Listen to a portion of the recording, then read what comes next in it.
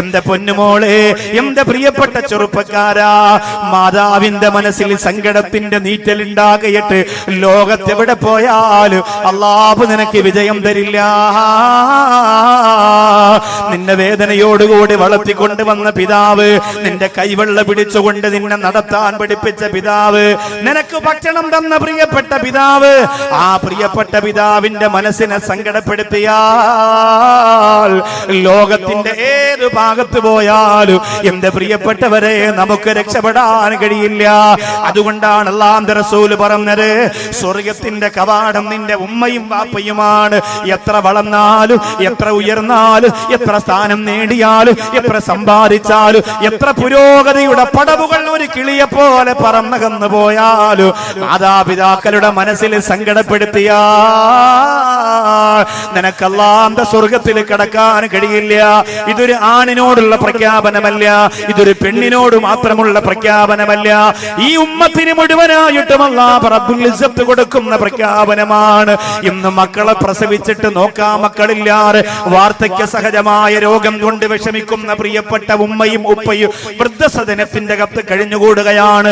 കണ്ണൂർ ജില്ലയിലെ ഒരു വൃദ്ധസദനം ഞാൻ കഴിഞ്ഞ കുറെ മാസങ്ങൾക്ക് മുമ്പ് കണ്ടതാണ്.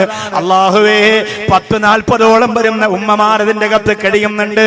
10-40ഓളം വരുന്ന ഉമ്മമാര് കഴിയുന്നുണ്ട്. ആ 40 ഉമ്മമാരിൽ 12 മക്കളെ പ്രസവിച്ച ഒരു ഉമ്മയുണ്ട്.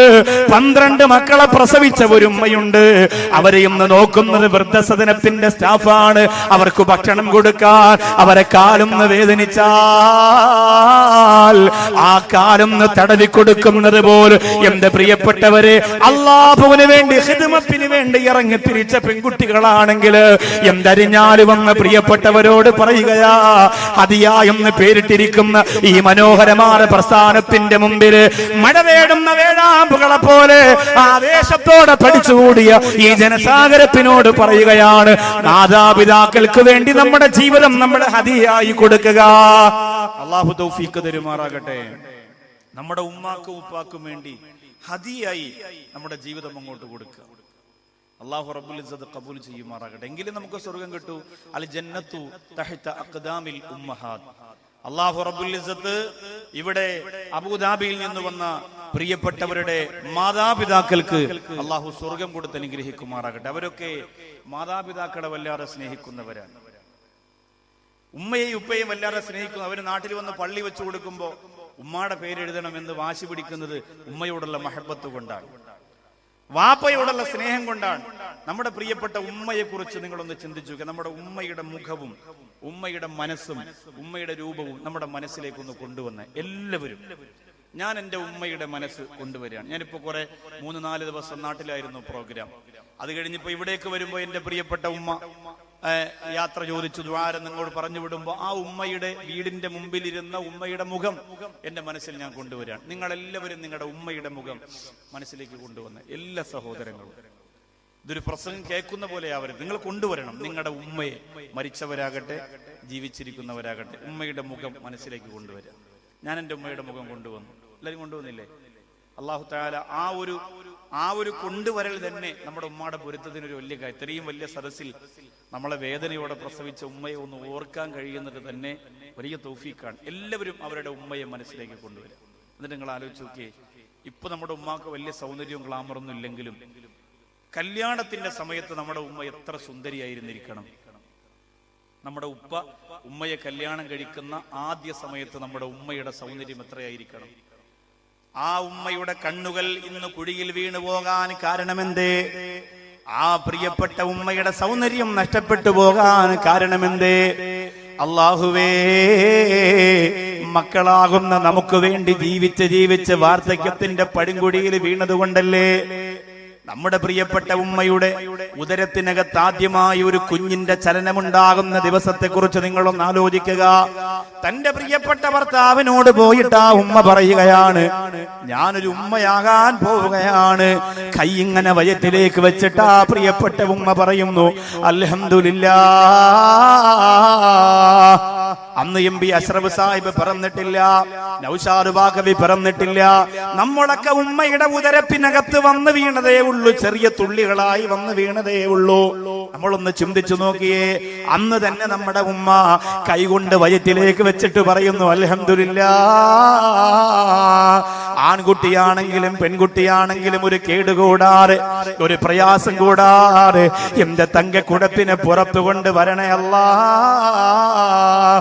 ഓരോ മാസവും ഉമ്മയുടെ വയറിങ്ങനെ വളരുകയാണ്. പഴയതുപോലെ ഉമ്മാക്ക് എല്ലാ ജോലിയും ചെയ്യാൻ കഴിയുന്നില്ല. എപ്പോഴും നമ്മളോടുള്ള ശ്രദ്ധയാണ്, എന്റെ കുഞ്ഞല്ലേ എന്റെ കുഞ്ഞല്ലേ എന്ന് പറഞ്ഞ്. അല്ലാഹുവേ, ഉമ്മ ഭക്ഷണം കഴിക്കുന്നത് നമുക്ക് വേണ്ടിയാണ്, ഉറങ്ങുന്നത് നമുക്ക് വേണ്ടിയാണ്, വിശ്രമിക്കുന്നത് നമുക്ക് വേണ്ടിയാണ്, ജീവിക്കുന്നത് നമുക്ക് വേണ്ടിയാണ്. വയറ് വലുതാകുമ്പോൾ ഒരു 8.5 മാസം 9 മാസമൊക്കെ ആകുമ്പോ സുബ്ഹാനല്ലാഹ്, നമ്മുടെ ഉമ്മ എന്തുമാത്രം വേദനിക്കുന്നു എന്ന് നിങ്ങളൊന്ന് ചിന്തിക്കുക. കുഞ്ഞു വയറ്റിന്റെ അകത്ത് നിറഞ്ഞു കിടക്കുന്ന ഗർഭാശയത്തിലെ വെള്ളത്തിനകത്ത് കുഞ്ഞു കിടന്ന് കൈകാലിട്ടടിക്കുമ്പോ അല്ലാഹുവേ, പ്രസവത്തിന് സമയമാവുകയാണ്. ലേബർ റൂമിന്റെ അകത്ത് നമ്മുടെ പ്രിയപ്പെട്ട ഉമ്മയെ കിടത്തി കൊണ്ടുപോവുകയാണ്. അല്ലെങ്കിൽ അന്ന് പഴയകാലത്ത് പ്രസവിക്കുന്നത് വീട്ടിലാണെങ്കിൽ ആ റൂമിന്റെ അകത്ത് നമ്മുടെ പ്രിയപ്പെട്ട ഉമ്മയെ കയറ്റുകയാണ്. അല്ലാഹുവേ, കുറച്ചു കഴിയുമ്പോ ഒരു നിലവിളിയാണ്, കുറച്ചു കഴിയുമ്പോ ഒരു നിലവിളിയാണ്. ഇന്ന് വരെ ഒരു പെണ്ണും അതുപോലെ നിലവിളിച്ചിട്ടില്ല. അത്രത്തോളം തന്റെ വായ തുറന്നിട്ട് ആ പെണ്ണ് നിലവിളിച്ചുകൊണ്ട് പൊട്ടിക്കരയുമ്പോ അല്ലാഹുവേ, ഞാനും നിങ്ങളും പുറത്തേക്ക് വരികയാണ്. പുറത്തു വന്ന എന്നെയും നിങ്ങളെയും ഉമ്മ കാണുമ്പോ തന്നെ ഉമ്മാടെ വേദന മാറുകയാണ്. 1000 ഞരമ്പുകളെ ഒരുമിച്ച് അറുത്തു മാറ്റുന്ന വേദനയാണ് പ്രസവത്തിനുള്ളത്. പുറത്തു വന്ന ഞങ്ങളെ കാണുമ്പോ ആ വേദന നമുക്ക് വേണ്ടി ഉമ്മ മറക്കുകയാണ്. നമ്മ വാരിയെടുത്ത് 2 കവിളത്ത് മുത്തം തരികയാണ്. അല്ലാഹുവേ, തൊണ്ട വരണ്ടുണങ്ങി പൊട്ടിക്കരയുന്ന നമ്മുടെ ചുണ്ടുകളകത്തിയിട്ട് പ്രിയപ്പെട്ട ഉമ്മമാരിടത്തിലെ പനിനീരിനേക്കാൾ മധുരമുള്ള ആ മാരിടത്തിലെ അമ്മിഞ്ഞപ്പാല് നമ്മുടെ തൊണ്ടയിലേക്ക് തരികയാണ്. എന്റെ പ്രിയപ്പെട്ട ചെറുപ്പക്കാരാ, പിന്നെ നമ്മളെ ഉമ്മയല്ലേ വളർത്തുന്നത്? ഉമ്മ എന്നാണ് നമ്മൾ ആദ്യം വിളിച്ചത്. ചെറുപ്പക്കാരാ, ഇന്ന് നിനക്ക് ഉമ്മയെ വേണ്ട, ഇന്ന് നിനക്ക് വാപ്പയെ വേണ്ട. ജീവിതത്തിൽ ആദ്യമായിട്ടൊരു കുഞ്ഞ് സംസാരിച്ചത് ഉമ്മയെന്നാണ്. എന്റെ ചെറുപ്പക്കാരാ, നിങ്ങൾ വിളിച്ചത് ഉമ്മയെന്നാണ്. ആ കരയുമ്പോഴുമ്മ, ഉറക്കാൻ പോകുമ്പോഴുമ്മ, ഉണരുമ്പോഴുമ്മ, വിശക്കുമ്പോഴുമ്മ, പേടിക്കുമ്പോഴുമ്മ, എപ്പോഴും ഉമ്മ ഉമ്മ ഉമ്മ ഉമ്മ എന്ന ഒരു വിളി മാത്രമാണ് എന്റെ സഹോദരാ നമുക്കറിയുന്നത്. നമ്മുടെ പ്രിയപ്പെട്ട ഉമ്മ നമുക്ക് ഭക്ഷണം തരികയാണ്, നമുക്ക് പാല് തരികയാണ്.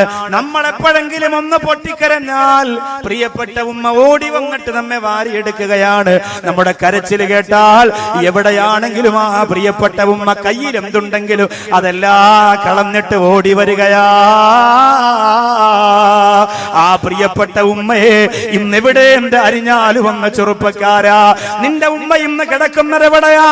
നീ കണ്ടിട്ട് എത്ര നാളായി ചെറുപ്പക്കാരാ?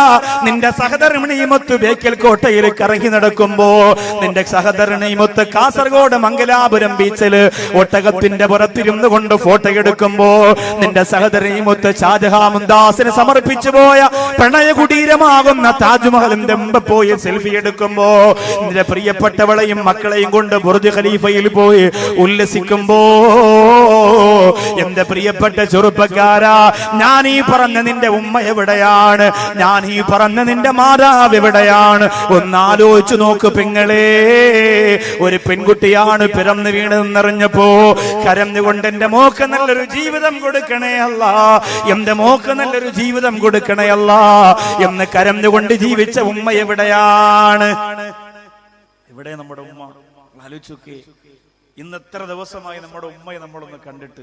ഇനി മരിച്ചുപോയവരാണെങ്കിൽ എത്ര നാളായി ഒരു ഫാത്തിഹ, ആകെ പ്രതീക്ഷ നമ്മളല്ലേ ഉള്ളൂ നമ്മുടെ ഉമ്മാക്ക്.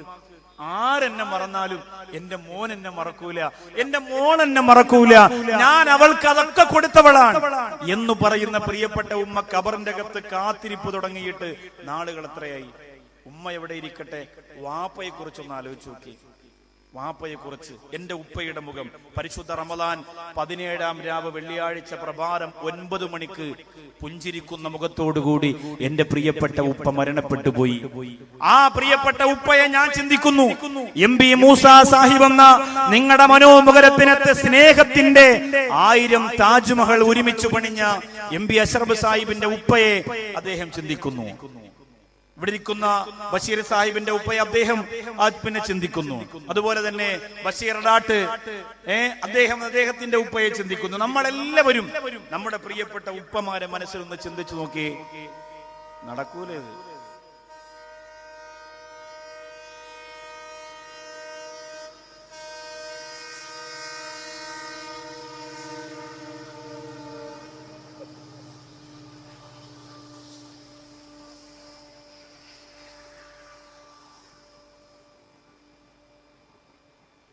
അൽഹംദുലില്ലാ.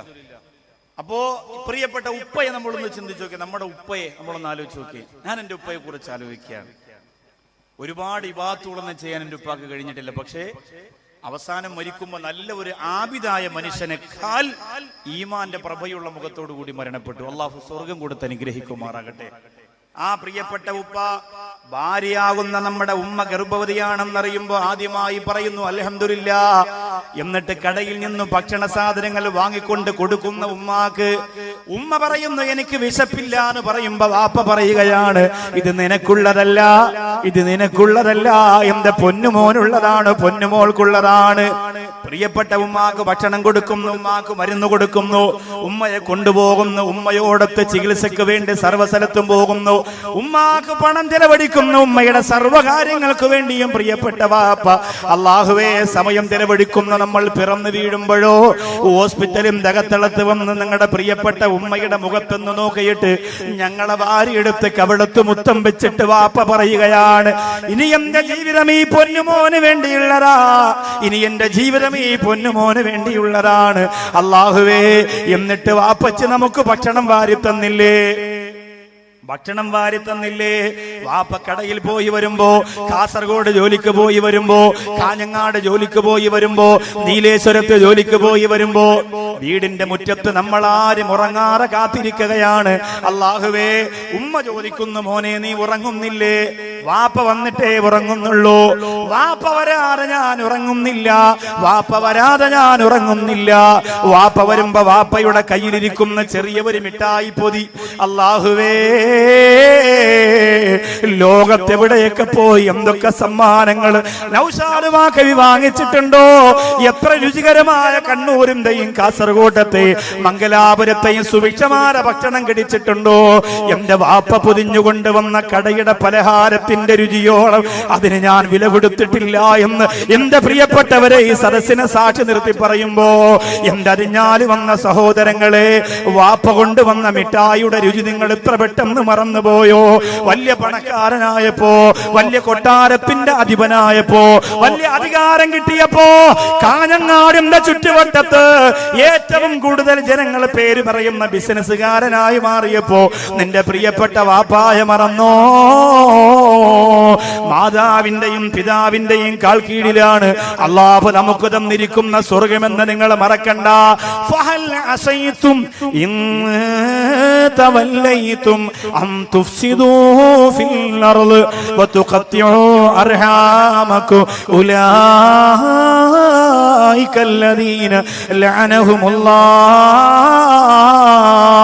അല്ലാഹ് പറയുകയാണ് ബന്ധങ്ങളെ മുറിച്ചു കളയുന്നവരെ, ബന്ധത്തിന് വില കൊടുക്കാത്തവരെ, ബന്ധങ്ങളെ തകർത്തെറിയുന്നവരെ നിങ്ങൾക്ക് അല്ലാഹുവിന്റെ ശാപമെന്ന് പരിശുദ്ധ ഖുർആൻ. ഉമ്മയുടെയും വാപ്പയുടെയും ബന്ധം മാത്രമല്ല, എല്ലാ ബന്ധങ്ങളും മുറിച്ചു കളയുന്നവർക്ക് അല്ലാഹുവിന്റെ ശാപം എന്ന് വിശുദ്ധ ഖുർആൻ. ആ ഖുർആൻ നമ്മളോട് പറയുന്നു ووصينا الإنسان بوالديه حملته أمه وهنا على وهن وفصاله في عامين. നിന്നെ ഗർഭം ചുമന്ന കാലഘട്ടത്തെ കുറിച്ച് ഖുർആൻ പറയുകയാണ്. 2 വർഷം നിനക്ക് നിന്റെ ഉമ്മ മുലപ്പാല് തന്നതിനെ കുറിച്ച് ഖുർആൻ പറയുകയാണ്. എന്നിട്ട് അല്ലാഹ് പറയുകയാണ്, ആകാശത്തിന്റെ അധിപനാറ് എനിക്ക് നിങ്ങൾ ഇബാദത്ത് ചെയ്യുമ്പോ, ഭൂമിയുടെ അധിപനാറ് എനിക്ക് നിങ്ങൾ ഇബാദത്ത് ചെയ്യുമ്പോ, എന്നോട് നിങ്ങൾ നന്ദി കാണിക്കുമ്പോ, വലിവാലിദൈ അനിഷ്കുറുലി വലിവാലിദൈ, നിങ്ങൾ എനിക്ക് നന്ദി കാണിക്കുക, നിങ്ങളുടെ മാതാപിതാക്കൾക്ക് നന്ദി കാണിക്കുക. യഹ്യാ നബിയോട്, ഈസാ നബിയോട്, മൂസാ നബിയോട്, മാതാപിതാക്കളോട് സ്നേഹം കാണിച്ച എല്ലാ പ്രവാചകന്മാർക്കും ഖുർആൻ ഒരു മൊമന്റോ കൊടുക്കുന്നുണ്ട്. ഖുർആൻ ഒരു മൊമന്റോ കൊടുക്കുന്നുണ്ട്. ഇവിടെ മദ്രസയിൽ ഏറ്റവും കൂടുതൽ മാർക്ക് വാങ്ങിയ കുട്ടിക്ക് കൊടുത്തൊരു സ്വർണ്ണ മെഡലാണ്. അത് എത്ര ഉണ്ടാവും? എത്ര ഗ്രാം ഉണ്ടാവും? 1 പവൻ. എല്ലാം കൂടി 1 പവൻ. 1 പവന് സ്വർണത്തെ കുറേശ്ശെ ആക്കിയിട്ട് സ്വർണ്ണ മെഡലായി ഇവർ കൊടുക്കുമ്പോൾ 1 ഗ്രാം ആണെങ്കിലും അള്ളാഹുവിന്റെ മദ്രസയിൽ ഇൽമു പഠിച്ച് ഏറ്റവും ടോപ്പ് മാർക്ക് വാങ്ങിയ കുട്ടിക്ക് സ്വർണ്ണ മെഡൽ കൊടുക്കാന്ന് പറയുമ്പോൾ ഇത് ഓട്ടവും ചാട്ടവും അതിനേക്കാളും ഏറ്റവും അധികം ഈ ഉമ്മത്തി വില കൊടുക്കേണ്ട കാര്യമാണ് എന്ന് അതിഞ്ഞാലിന്റെ ഹദിയ എന്ന് പറയുന്ന ഈ പ്രസ്ഥാനം ഈ ഉമ്മത്തിന് പഠിപ്പിക്കാൻ ലൈവായി ഈ പ്രോഗ്രാം ലോകം മുഴുവൻ കണ്ടുകൊണ്ടിരിക്കുകയാണ്. നമ്മൾ കൊടുക്കേണ്ട ഇത് നിങ്ങൾ ആലോചിച്ച് നോക്കിയേ. ഇത് ഈ പ്രിയപ്പെട്ട സഹോദരൻ തന്റെ വാപ്പയുടെ പേരിൽ ഹദി എന്ന് പറയുന്ന ഈ മഹത്തായ പ്രസ്ഥാനം കൊടുക്കുമ്പോ, അല്ലാഹുവേ നീ സ്വീകരിക്കണം തമ്പുരാനെ, നീ കബൂൽ ചെയ്യണം റഹ്മാനെ. അള്ളാഹുവിന്റെ പ്രവാചകന്മാർക്കെല്ലാം അള്ളാഹു ഒരു മൊമന്റ് കൊടുത്തിട്ടുണ്ട് മാതാപിതാക്കളെ ആദരവോടുകൂടി കണ്ടതിന്. 1ാമത്തെ മൊമന്റ് ഖുർആൻ പറയുന്നു, വബറം ബിവാലിദൈഹി വലം യകുൻ ജബ്ബാറൻ ശഖിയാ. അവരെ കുറിച്ച് തന്നെ ഖുർആൻ പറയുകയാണ്. ഉമ്മയോടും വാപ്പയോടും സ്നേഹം കാണിച്ച പ്രവാചകന്മാർക്ക് ഖുർആനിലൂടെ പേര് പറഞ്ഞിട്ട്, ഖുർആനിലൂടെ അവർക്ക് പ്രശംസാ പത്രം കൊടുത്തിട്ട്, അവാർഡ് കൊടുത്തിട്ട് അള്ളാഹു അവരെ ആദരിക്കുകയാണ്, അള്ളാഹു അവരെ ബഹുമാനിക്കുകയാണ്. മൂസാ നബി അലൈഹിസ്സലാത്തു വസ്സലാമിന്റെ മനോഹരമായ ചരിത്രമുണ്ട്. മൂസാ നബി ഒരിക്കൽ അല്ലാഹു റബ്ബുൽ ഇസ്സത്തിനോട് ചോദിച്ചു, എന്റെ ജീവിതത്തിൽ ഏറ്റവും കൂടുതൽ ഞാൻ കടമ പാലിക്കേണ്ടത് ആരോടാണ്? എന്റെ ജീവിതത്തിൽ ഏറ്റവും കൂടുതൽ കടമ ഞാൻ ആരോടാണ് പാലിക്കേണ്ടത്? ഉമ്മയോടാണോ, വാപ്പയോടാണോ, ഉസ്താദിനോടാണോ, മക്കളോടാണോ, സഹോദരങ്ങളോടാണോ, കൂട്ടുകാരോടാണോ, നാട്ടുകാരോടാണോ? മൂസാ നബിയുടെ ചോദ്യം. അള്ളാഹു പറഞ്ഞു, ഏറ്റവും ആദ്യം നീ കടമ പാലിക്കേണ്ടത് ഉമ്മുക്ക, നിന്റെ ഉമ്മയോടാണ്. മൂസാ നബി അലൈഹിസ്സലാത്തു വസ്സലാം 2ാമത് ചോദിച്ചു, ഏറ്റവും കൂടുതൽ 2ാമത് ഞാൻ കടമ പാലിക്കേണ്ടത് ആരോടാണ്? അല്ലാഹു റബ്ബുൽ ഇസ്സത്ത് മൂസാ നബി അലൈഹിസ്സലാത്തു വസ്സലാമിനോട് പറഞ്ഞു, ഊസിക ബി ഉമ്മിക, നിന്റെ ഉമ്മയോടാണ്. 3ാമത് ആരോടാണ് മൂസാ നബി അലൈഹിസ്സലാം ചോദിച്ചു. അല്ലാഹു പറഞ്ഞു, ഊസിക ബി ഉമ്മിക, നിന്റെ ഉമ്മയോടാണ്. 1, 2, 3 പ്രാവശ്യം പറഞ്ഞു. അപ്പൊ മൂസാ നബി വിചാരിച്ചു 4ാമത് എന്തായാലും വാപ്പായെ കുറിച്ച് പറയും. മൂസാ നബി ചോദിച്ചു, 4ാമത് ആരോടാണ് ഞാൻ ഏറ്റവും അധികം കടമ പാലിക്കേണ്ടത്? അള്ളാഹു പറഞ്ഞു, ഊസിക ബി ഉമ്മിക, നിന്റെ ഉമ്മയുടെ വിഷയം. 5ാമത് ചോദിച്ചു, ആരോടാണ്? അള്ളാഹു പറഞ്ഞു, ഊസിക ബി ഉമ്മിക, നിന്റെ ഉമ്മയോടാണ്. 6ാമത് ഉമ്മുക്ക, നിന്റെ ഉമ്മയോടാണ്. 7ാമത് ഉമ്മിക്ക, നിന്റെ ഉമ്മയോടാണ്. 8ാമത് ഉമ്മക്ക, നിന്റെ ഉമ്മയോടാണ്. 9ാമത് ഉമ്മുക്ക, നിന്റെ ഉമ്മയോടാണ്. 10ാമതാണ് വാപ്പാടെ കാര്യം പറഞ്ഞത്. യഥാർത്ഥത്തിൽ സ്വഹീഹായ ഹദീസിൽ നബിതങ്ങൾ സഹാബത്തിനോട് പറഞ്ഞത് 3 പ്രാവശ്യം ഉമ്മയോടെന്ന്, 4ാമത്തെ പ്രാവശ്യമാണ് വാപ്പയോടെന്ന് പറഞ്ഞത്. കാരണം എന്താ? ഗർഭം ചുമന്നതു 10 മാസം തള്ളയാ, പ്രസവിച്ച വേദന തിന്നതും അവർ തന്നെയാ, പാലും കൊടുത്ത് വളർത്തലും അവരാണേ, ഈ 3 കാര്യം ഉപ്പയിൽ ഒഴിവാണേ. ഗർഭം ചുമക്കുന്നത് സ്ത്രീകളാണ്, 1ാമത്തെ പദവി. പ്രസവിക്കുന്നത് സ്ത്രീകളാണ്. അല്ല, ഗർഭം ഇപ്പൊ സ്ത്രീകൾ ചുമന്നിട്ട് പ്രസവം ഇപ്പൊ ഇക്കാക്ക് ചെയ്യാൻ പറ്റൂല. ഇപ്പൊ പ്രസവവും സ്ത്രീകളാണ്. 2ാമത്തെ പദവി. പാല് കൊടുക്കുന്നതും അവരാണ്. ഞാൻ ഗർഭം ചുമന്നു, ഞാൻ പ്രസവിച്ചു, ഇനി പാല് നിങ്ങൾ കൊടുത്തോളി എന്ന് പറഞ്ഞാൽ കവറ് പാല് വാങ്ങി ചൂടാക്കി കൊടുക്കാനേ പറ്റൂ, ഒപ്പിക്കാത്താക്കി. അല്ലേ? ഈ 3 കാര്യം അള്ളാഹ് ഏൽപ്പിച്ചിരിക്കുന്നത് നിങ്ങളെയാണ്. അതുകൊണ്ട് ഉമ്മാക്ക് ആദ്യത്തെ 3 പദവി ഉമ്മാക്കുന്ന നബിയുന മുഹമ്മദ് മുസ്തഫ സല്ലല്ലാഹു അലൈഹി വസല്ലം. എന്തുകൊണ്ട് ഈ ജോലി പെണ്ണുങ്ങളെ ഏൽപ്പിച്ചു? പ്രസവിക്കുന്ന ജോലി എന്തുകൊണ്ട് പെണ്ണുങ്ങളെ ഏൽപ്പിച്ചു? എന്താ കാരണം അറിയാം? പെണ്ണുങ്ങൾക്ക് സഹനശക്തി കൂടുതലാണ്, ക്ഷമയല്ല, സഹനശക്തി. സഹനശക്തി കൂടുതലായതുകൊണ്ടാണ് പെണ്ണുങ്ങൾക്ക് ആ ജോലി ഏൽപ്പിച്ചത്. വേദന സഹിക്കാൻ നല്ല കഴിവാണ് അവർക്ക്. ഇപ്പൊ പുരുഷന്മാരെ സംബന്ധിച്ചിടത്തോളം വിരലൊന്നും മുറിഞ്ഞാൽ നമ്മൾ കൊണ്ട് നടക്കും. എൻ്റെ വിരൽ പോയാ രക്തം വരികയാണ്, എനിക്ക് നിസ്കരിക്കാൻ പറ്റൂല 25 ദിവസം എന്ന് പറയും. ഇച്ചിരി മുറിഞ്ഞേ ഉണ്ടാവുള്ളൂ. കൊണ്ട് നടക്കും. നാടുകാരെ മുഴുവനും അറിയിക്കും. വേണമെങ്കിൽ ഫോട്ടോ എടുത്ത് വാട്സപ്പിൽ ഇട്ടിട്ട് എത്ര ലൈക്ക് കിട്ടിയെന്ന് നോക്കുകയും ചെയ്യും. നമ്മുടെ വിരലിൽ അല്പം മുറിഞ്ഞാൽ നമ്മളങ്ങനെ ചെയ്യും. സ്ത്രീകളാണെങ്കിലോ അടുക്കള ജോലി ചെയ്യുമ്പോൾ കൈ മുറിയുന്നു, കാല് മുറിയുന്നു, കൈ തീ പൊള്ളലേക്കുന്നു. ആരോടും പറയില്ല, പാവം ഇങ്ങനെ കൊണ്ട് നടക്കും. ആദ്യം കുറെ മധുഹൊക്കെ പറയും, നല്ല സ്വർണ്ണം ഇവിടെ കൊടുക്കണം കേട്ടോ ഹദിയക്ക് വേണ്ടി. ലാസ്റ്റ് നിങ്ങളെ കുറിച്ച് പറയണുള്ളൂ. അപ്പോ വിരലൊക്കെ മുറിയുമ്പോ ആരോടും അവര് പരാതി പറയില്ല, വേദന സഹിച്ച് ക്ഷമിച്ചു കൊണ്ട് നടക്കും. അതുകൊണ്ടാണ് പ്രസവിക്കുന്ന ജോലി നിങ്ങൾ തന്നെ ചെയ്തു എന്ന് അള്ളാഹ് തീരുമാനിച്ചത്. ആണുങ്ങൾ ആരെങ്കിലും ആണ് പ്രസവിക്കുന്ന ജോലി ചെയ്തിരുന്നതെങ്കിലുണ്ടല്ലോ ഈ ലോകത്ത് മക്കൾ തന്നെ കുറയുമായിരുന്നു. ഒരെണ്ണത്തിനെയൊക്കെ പ്രസവിച്ചിട്ട് കൂട്ടുകാരൻ ചോദിക്കും, അളിയ എങ്ങനെയുണ്ട്? വലിയ പാടായിരുന്നടാ, പ്രസവത്തിന്റെ പകുതിയായപ്പോൾ തന്നെ കൊച്ചിനെ തിരിച്ചു കയറ്റാൻ വേണ്ടി ഞാൻ ശ്രമിച്ചതാ, കാരണം വെളിയിൽ വന്നും പോയി.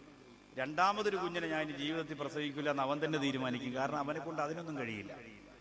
സഹനശക്തി സഹോദരിമാർക്ക് കൂടുതലാണ്, പക്ഷെ ക്ഷമ കുറവാണ്. ക്ഷമ കുറവായതുകൊണ്ടാണ് കബറടക്കുന്ന ജോലിയൊക്കെ ആണുങ്ങൾ ഏറ്റെടുത്തത്. നിങ്ങൾ ആരെങ്കിലും കബറടക്കാൻ പോയിരുന്നെങ്കിൽ നിങ്ങൾ കബറിന്റെ അകത്തൂടെ തന്നെ വീണ് നിങ്ങൾ തന്നെ മണ്ണിട്ട് മൂടേണ്ടി വന്നേനെ, ആ ഒരു ഗതി. അതുകൊണ്ട് ആ ജോലി ആണുങ്ങൾ ചെയ്തോളാം, പ്രസവിക്കുന്ന ജോലിയൊക്കെ നിങ്ങൾ ചെയ്തോളാം എന്നുള്ള ഏൽപ്പിച്ചു. അപ്പൊ ഇതുകൊണ്ടാണ് 3 പദവി നിങ്ങൾക്ക് അല്ലാഹു കൂട്ടിയത് എന്ന് നബി തങ്ങൾ പറയുന്നു. പക്ഷെ മൂസാ നബിയോട് അല്ലാഹു 9 പ്രാവശ്യം ഉമ്മയെ കുറിച്ച് പറഞ്ഞത് എന്തിനാ? എന്താ കാരണം എന്ന് ആർക്കെങ്കിലും അറിയോ? മൂസാ നബിയോട് 9 പ്രാവശ്യം നിന്റെ ഉമ്മ നിന്റെ ഉമ്മ നിന്റെ ഉമ്മ. ഒന്നാമത് നീ കടമ പാലിക്കേണ്ടത്, രണ്ടാമത്തെ കടമ, മൂന്നാമത്തെ കടമ, നാലാമത്തെ കടമ, ഇതൊക്കെ പാലിക്കേണ്ടത് ഉമ്മ ഉമ്മ എന്ന് പറയാനുള്ള കാരണം എന്താ? മൂസാ നബിയോട് മാത്രം അങ്ങനെ പറയാനൊരു കാരണമുണ്ട്. കാരണം എന്താ?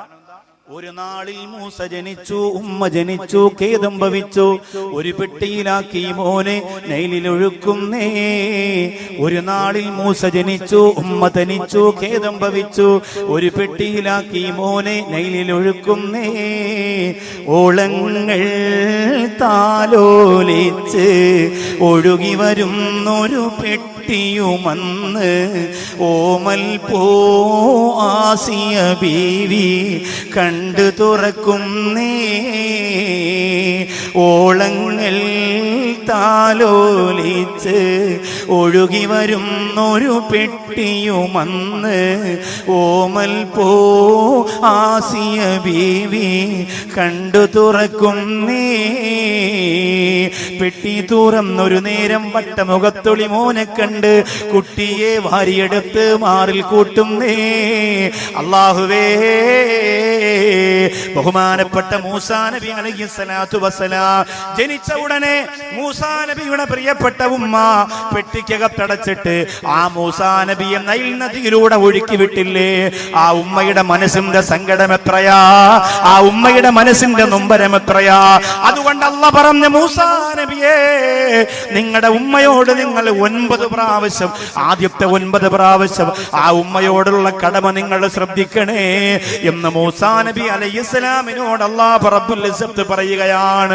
എന്നിട്ട് ആ പടച്ചവൻ പറയുന്നു, നബിയേ, മൻബറ വാലിദൈഹി, ആരെങ്കിലും മാതാപിതാക്കൾക്ക് ഗുണം ചെയ്താൽ, ആരെങ്കിലും ഉമ്മയെ സ്നേഹിച്ചാൽ, ആരെങ്കിലും വാപ്പയെ സ്നേഹിച്ചാൽ, മാതാപിതാക്കൾക്ക് വേണ്ടി ഏതെങ്കിലും ഒരു മകൻ ജീവിച്ചാൽ, കുന്ദലഹു വലിയം ഫിദ്ദുനിയാ, അവന്റെ ദുനിയാവിന്റെ കാര്യം ഞാൻ ഏറ്റു എന്ന് പറഞ്ഞു കൊടുക്ക് നബിയേ. പോരെ, അതുമാത്രം പോരെ നമുക്ക്? ആരെങ്കിലും ഉമ്മയെയും വാപ്പയെയും സ്നേഹിച്ചുകൊണ്ട് ജീവിച്ചു പോയാൽ അവന്റെ ദുനിയാവിന്റെ കാര്യം ഞാൻ ഏറ്റെടുത്തു എന്ന് പറഞ്ഞു കൊടുക്ക് നബിയേ.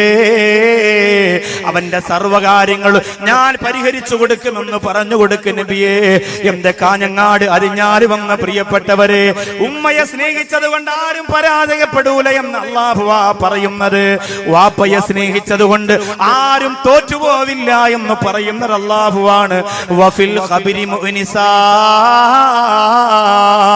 ആരോരുമില്ലാതെ കുറ്റാങ്കുറ്റരിട്ടാകുന്ന കബറിന്റെ അകത്തളത്തില് ഒരു മകനെ കൊണ്ട് വന്നടക്കിയാൽ, ഒരു മകളെ കൊണ്ട് വന്നടക്കിയാൽ, അവര് മാതാപിതാക്കളെ സ്നേഹിച്ച മക്കളാണെങ്കിൽ അവരുടെ കബറിന്റെ അകത്ത് ഞാൻ ആശ്വാസം കൊടുക്കുമെന്നല്ലാഹ്. ഹശ്രി റഹീമാ വഫിൽ ഹശ്രി റഹീമാ. അല്ലാഹുവിന്റെ പരലോകത്ത് അവരോട് ഞാൻ കാരുണ്യം കാണിക്കുമെന്നല്ലാ.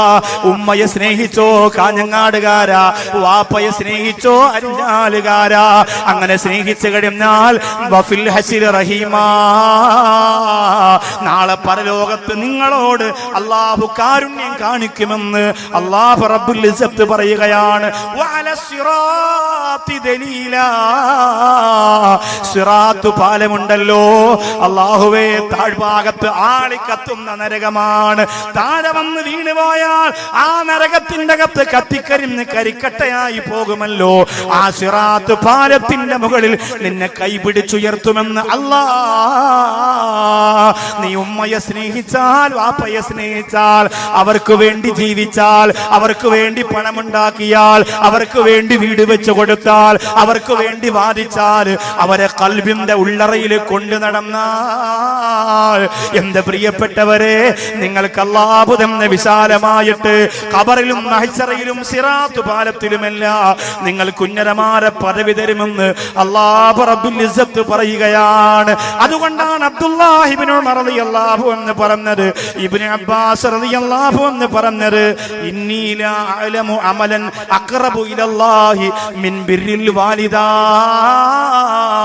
മാതാപിതാക്കൾക്ക് ഗുണം ചെയ്യുന്നതിനേക്കാൾ അല്ലാഹുവിനോട് അടുക്കാൻ കഴിയുന്ന ഒരു പുണ്യ പ്രവർത്തനത്തെ കുറിച്ച് എനിക്കറിയില്ലെന്ന് ഇബ്നു അബ്ബാസ് റളിയല്ലാഹു അൻഹു.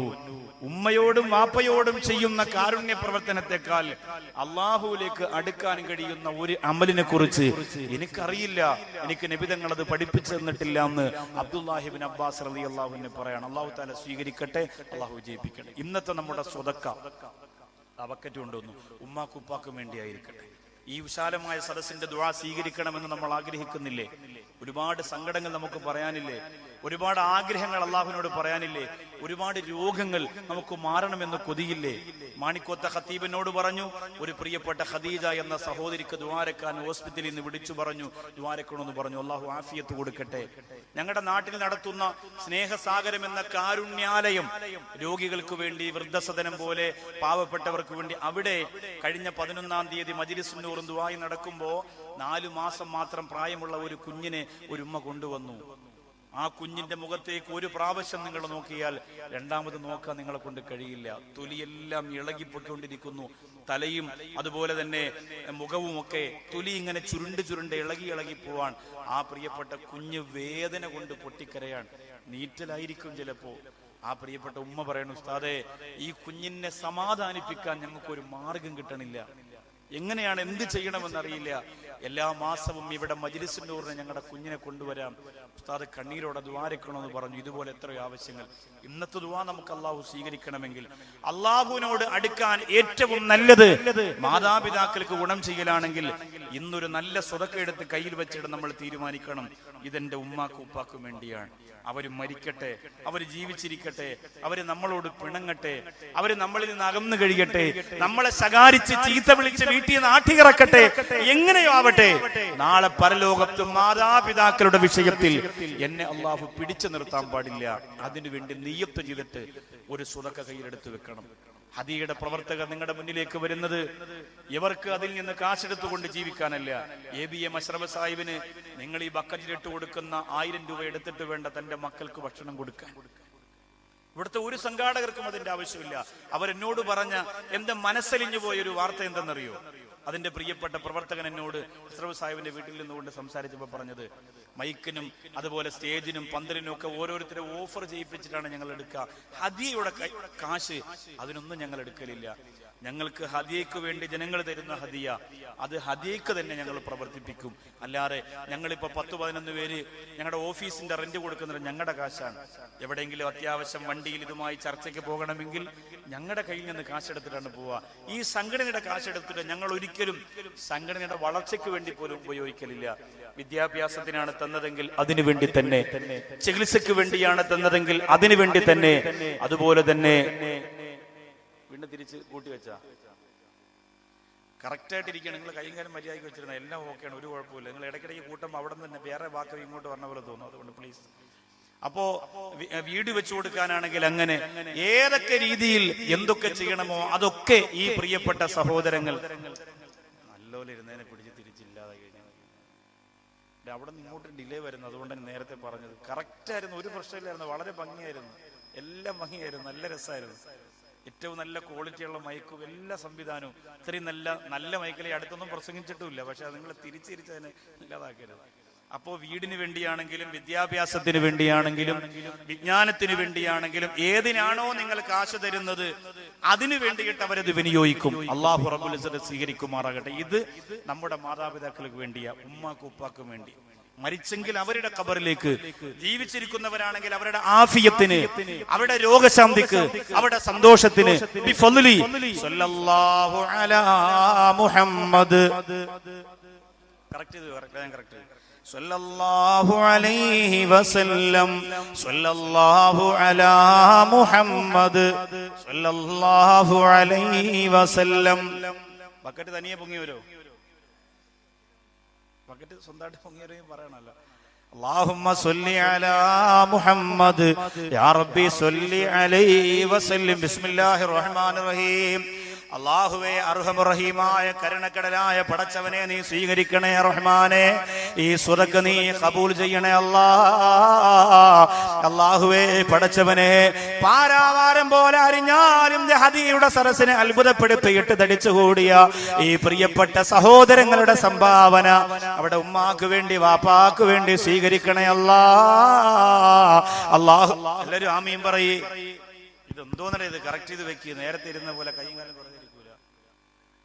അല്ലാഹുവേ പടച്ചവനെ, അവരുടെ കയ്യിലിരിക്കുന്ന സ്വതക്കൈ ബക്കറ്റിലേക്ക് ഇട്ട് കൊടുക്കുമ്പോ പടച്ചവനെ അവരുടെ ഉമ്മാക്കും വാപ്പാക്കും വേണ്ടി നീ സ്വീകരിക്കണം തമ്പുരാനെ.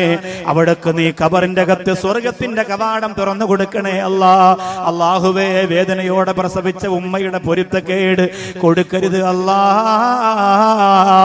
വാപ്പാടെ പൊരുത്തക്കേട് കൊടുക്കരുത് അല്ലാ.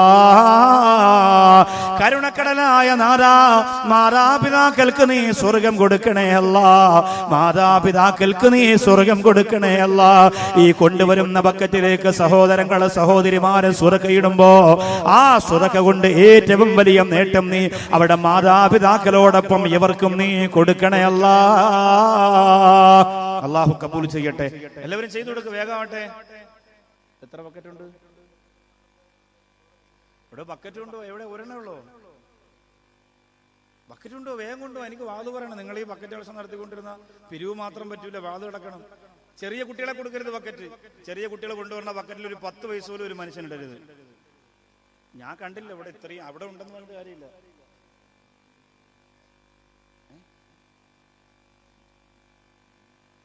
അതൊന്നും പിരിവിന് സമയമില്ല. വാഗ്ദാനങ്ങൾ പറയാനൊന്നും സമയമില്ല. ഞാൻ ഒരുപാട് പിരിക്കുകയില്ല. അതിനുവേണ്ടിയാണെങ്കിൽ വിളിക്കാൻ വേണ്ട. അതിൽ കുറച്ച് ഹദിയ ചെയ്താൽ മതി.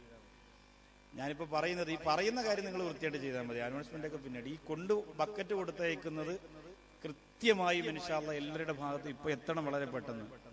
ഞാൻ ഒരുപാട് നാളിന് ശേഷമാണ് ഈ ഭാഗത്ത് വാതു പറയാൻ പറയുന്നത്. അതുകൊണ്ട് എനിക്ക് വാതു പറയണം. പൈസ പിരിവിന് വേണ്ടി സമയം ചെലവഴിക്കാനൊന്നും ഇല്ല. അത് കുറച്ച് ഇടയ്ക്ക് ചോദിക്കും, താല്പര്യമുള്ളവർ പറയും, എന്നിട്ട് അത്ര നിർത്തും. അപ്പോ അങ്ങനെ ചെയ്താൽ പറ്റൂല മോനെ. ഇതിനകത്ത് കയറിയിട്ട് കൊണ്ടുപോകാൻ പറ്റൂല.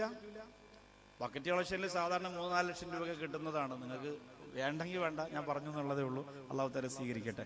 ബിസ്മില്ലാഹിർ റഹ്മാനിർ റഹീം. അപ്പോ അല്ലാഹുവിന്റെ റസൂൽ നബി മുഹമ്മദ് മുസ്തഫ സല്ലല്ലാഹു അലൈഹി വസല്ലമ തങ്ങൾ ആയിഷ ബീവി റളിയല്ലാഹു അൻഹ പറയുകയാണ്, ഒരിക്കൽ അല്ലാഹുവിന്റെ റസൂൽ പറഞ്ഞ ഒരു ഹദീസ് കേട്ടിട്ട് ഞങ്ങൾ അത്ഭുതപ്പെട്ടു പോയി.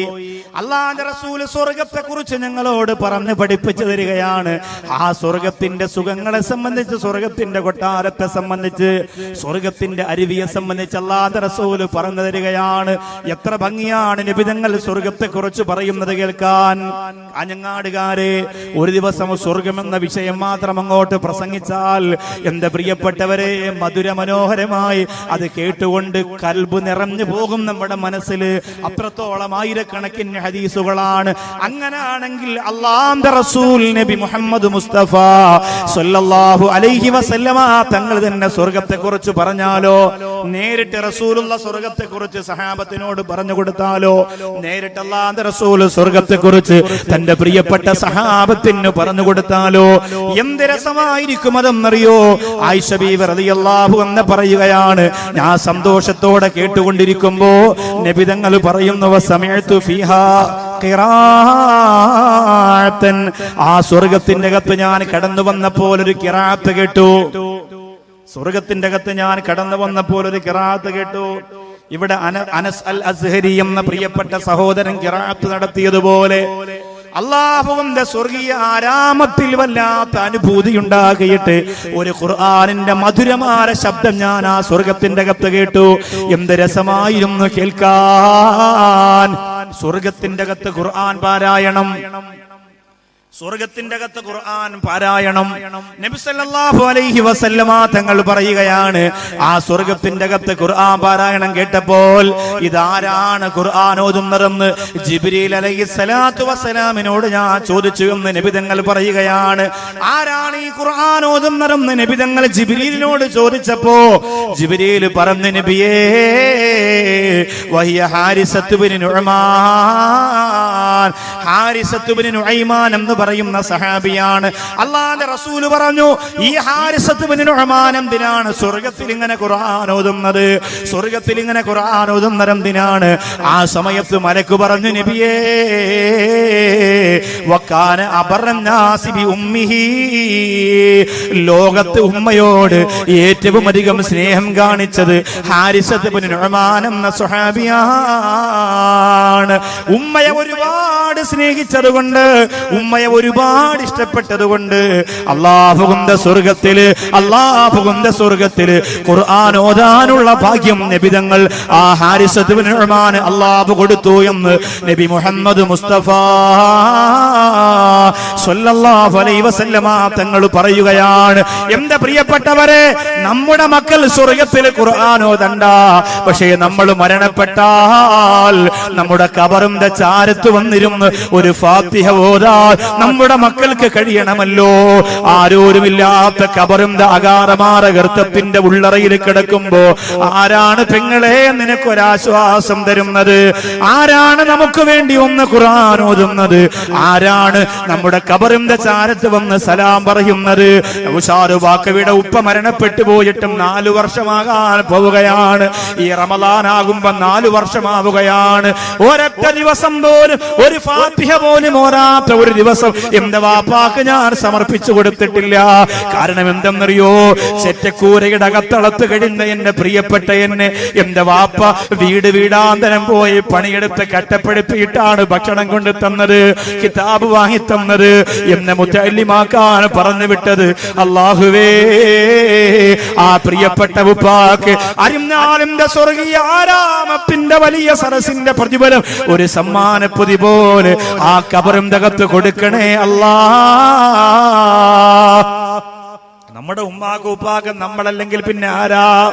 നമ്മുടെ മാതാപിതാക്കൾക്ക് നമ്മളല്ലെങ്കിൽ പിന്നെ ആരാ? അവരുടെ വിലയും നിലയും നമ്മൾ മനസ്സിലാക്കണം സഹോദരങ്ങളെ. ഇന്ന് മാതാപിതാക്കൾക്ക് വിലയുണ്ടോ? ഇന്ന് മാതാപിതാക്കൾക്ക് ഗുണമുണ്ടോ? ഇസ്ലാം മാതാപിതാക്കളുടെ കടമയ്ക്ക് പറയുന്നത് ഹുഖൂഖ് എന്നാണ്. 2 അറബി വാക്കുകൾ, ഒന്ന് ഹുഖൂഖ്, മറ്റൊന്ന് ഉഖൂഖ്. ഒന്നിന് ഹ ആണ്, പുള്ളിയില്ലാത്ത ഹ, തൊണ്ടയുടെ മധ്യഭാഗത്ത് നിന്ന് വരുന്ന ഹ, ഹുഖൂഖ്. സമസ്തയുടെ അൽബിർ സ്കൂളിലൊക്കെ പഠിക്കുന്ന കുഞ്ഞുമക്കളോട് ചോദിച്ചാൽ ഹുഖൂഖ് എന്ത്, ഉഖൂഖ് എന്ത്, ജബൽ എന്ത്, സയ്യാറത്ത് എന്ത്, ഫീൽ എന്തെന്നൊക്കെ ആ മക്കൾ പറഞ്ഞു തരും. ജിഫ്രി മുത്തുക്കോയ തങ്ങളൊക്കെ ഇവിടെ ഉദ്ഘാടനം ചെയ്തു പോയതല്ലേ. എന്തൊരു നല്ല സ്കൂളാണെന്നറിയോ? ചെറിയ പ്രായത്തിൽ തന്നെ കുഞ്ഞുമക്കൾക്ക് പ്രീ പ്രൈമറി ക്ലാസ്. വളരെ സന്തോഷം. എന്റെ നാട്ടിൽ അതിന് തുടങ്ങുന്നതിന്റെ പേപ്പർ വർക്കൊക്കെ 90% കഴിഞ്ഞു. നമ്മൾ ദ്വാരക്കണം. തെക്കൻ കേരളത്തിൽ അത്തരം സ്ഥാപനങ്ങളും ജാമ്യയുടെ ജൂനിയർ കോളേജൊക്കെ തുടങ്ങി ഒരുപാട് കാര്യങ്ങൾ തുടങ്ങണമെന്ന് ആഗ്രഹമുണ്ട്. അതിനുവേണ്ടി രണ്ടും കൽപ്പിച്ച് രംഗത്തിറങ്ങിയിരിക്കുകയാണ്. നിങ്ങളുടെ ദുആയും നിങ്ങളുടെ പ്രാർത്ഥനയും ഈ വലിയതിനെന്നും ഉണ്ടാവണം. അള്ളാഹു തൗഫീഖ് തരുമാറാകട്ടെ. അപ്പോ ചെറിയ മക്കൾക്ക് വരെ അറിയാം ഹുഖൂഖ് എന്ന് പറഞ്ഞാൽ എന്താ. നിങ്ങളത് പഠിക്കണം. കൊണ്ടുവരുന്ന കസേരയിൽ ഇൻഷാ അല്ലാഹ് ഇതിനകത്ത് സൗകര്യം ഉണ്ടെങ്കിൽ എടുത്തിട്ട് അവർക്ക് ഇരിക്കാൻ പറ്റുമെങ്കിൽ ഇൻഷാ അല്ലാഹ് ഇരിക്കാം. അള്ളാഹു തൗഫീഖ് ചെയ്യട്ടെ. ഹുഖൂഖ് എന്ന് പറഞ്ഞാൽ എന്താണ്? മാതാപിതാക്കളോടുള്ള കടമ പാലിക്കുന്നതിനാണ് ഹുഖൂഖ് എന്ന് പറയാം. ഹുഖൂഖ് എന്ന് പുള്ളിയില്ലാതെ ഐന് കൊണ്ട് പറഞ്ഞാലോ മാതാപിതാക്കളെ ഉപദ്രവിക്കുന്നതിനാണ്. ഒരു ചെറിയ അക്ഷര വ്യത്യാസം മാത്രമേ ഉള്ളൂ. ഹുക്കൂക്കാണെങ്കിൽ സ്വർഗത്തിലും ഹുക്കൂക്കാണെങ്കിൽ നരകത്തിലുമാണ്. ഹദിയ എന്ന് പേരിട്ട നാസർ സാഹിബൊക്കെ നല്ല പഠിച്ചോ, അവാർഡ് വാങ്ങിയ മാത്രം പോലെ ഹുക്കൂക്കൊക്കെ പഠിച്ചു. അപ്പോ ഹുക്കൂക്കാണെങ്കിൽ നരകവും ഹുക്കൂക്കാണെങ്കിൽ സ്വർഗവുമാണ് എന്ന് പറഞ്ഞാൽ മലയാളത്തിൽ നിങ്ങൾക്ക് അതിന് പരിചയപ്പെടുത്തി തന്നാൽ, നിങ്ങൾ വീട്ടിലേക്ക് വരുമ്പോ ഉമ്മയുടെയും വാപ്പയുടെയും മുഖം അൽഹംദുലില്ലാ എന്റെ മോൻ വരണു, അങ്ങനെയാണെങ്കിൽ നിങ്ങൾക്ക് സ്വർഗം. നിങ്ങളുടെ വീട്ടിലേക്ക് വരുമ്പോൾ നിങ്ങളുടെ വാപ്പയും അല്ലോ മോൻ പറഞ്ഞു ഓടിക്കൂടി അങ്ങനെയാണ് പറയുന്നതെങ്കിൽ നിങ്ങൾക്ക് നരകം. അത്രേ ഉള്ളൂ. ഇത് മാത്രം മനസ്സിലാക്കിയാൽ മതി. നിങ്ങൾ വീട്ടിലേക്ക് ചെല്ലുമ്പോൾ എന്റെ പൊന്നുമോൻ വരികയാണ് അൽഹംദുലില്ലാ എന്നാണ് ഉമ്മ പറയുന്നതെങ്കിൽ നിങ്ങൾക്ക് സ്വർഗം. എന്റെ മോൻ വരികയാണ് മിണ്ടല്ലേ, ഇനി അവൻ പോണവരൊരു അക്ഷരം മിണ്ടല്ലേ എന്നാണ് പറയണമെങ്കിൽ നിങ്ങൾ കാര്യത്തിൽ തീരുമാനമായി. ഇതാണ്, ഇങ്ങനെ മനസ്സിലാക്കിയാൽ മതി. അറബി ഭാഷ ഇപ്പൊ പഠിക്കണമെന്നില്ല, ഇങ്ങനെ മനസ്സിലാക്കി ഇതിൽ ഏതാണ് നിങ്ങളുടെ ഭർത്താവ് എന്ന് നിങ്ങൾ ചിന്തിക്കും സഹോദരിമാരെ. നിങ്ങളെന്നുള്ളത് പിന്നെ ചിന്തിക്കാം. ആദ്യം നിങ്ങളുടെ ഭർത്താവ്, നിനക്ക് വേണ്ടി കഷ്ടപ്പെടുന്ന ഭർത്താവിന് നരകം കിട്ടാൻ നീ ആഗ്രഹിക്കുന്നുണ്ടോ? എങ്കിൽ മാത്രമേ ഭർത്താവിന്റെ ഉമ്മയെ സ്നേഹിക്കരുത് എന്ന് ഭർത്താവിനോട് പറയാവൂ. ആലോചിച്ചു നോക്ക്. ഭയങ്കര ഭർത്താവിന്റെ സ്നേഹമായിട്ട് ഇറങ്ങി നടക്കാൻ, ഉമ്മയെ നോക്കാൻ വിടൂല, ഉമ്മയെ കാണാൻ വിടൂല, ഉമ്മാക്ക് വേണ്ടി പൈസ കൊടുക്കുന്നൊരു തെറ്റ്, വാപ്പാക്ക് വേണ്ടി പൈസ കൊടുക്കുന്നൊരു തെറ്റ്, നിങ്ങൾ സമ്പാദിച്ചതെല്ലാം അവിടെ കൊണ്ടുകൊടുത്ത് എന്ത് ചെയ്യാൻ പോവാണ്, ഇങ്ങനെയൊക്കെ പറഞ്ഞ് ആകെ മനസ്സിന്റെ വല്ലാത്ത വിഷമവും സങ്കടവും ഉണ്ടാക്കി കൊടുക്കുന്ന എത്രയോ ആളുകളുണ്ട്. അല്ലാഹു റബ്ബുൽ ഇസ്സത്ത് നമ്മെ എല്ലാവരെയും അല്ലാഹു കാത്തുരക്ഷിക്കുമാറാകട്ടെ. യഥാർത്ഥത്തിൽ നബി സല്ലല്ലാഹു അലൈഹി വസല്ലമ തങ്ങൾ പറഞ്ഞതുപോലെ മാതാപിതാക്കളോട് നമുക്ക് പൈസ കൊടുക്കാനും സ്നേഹം കൊടുക്കാനും കുറയുന്നത് എപ്പോഴെന്നറിയോ?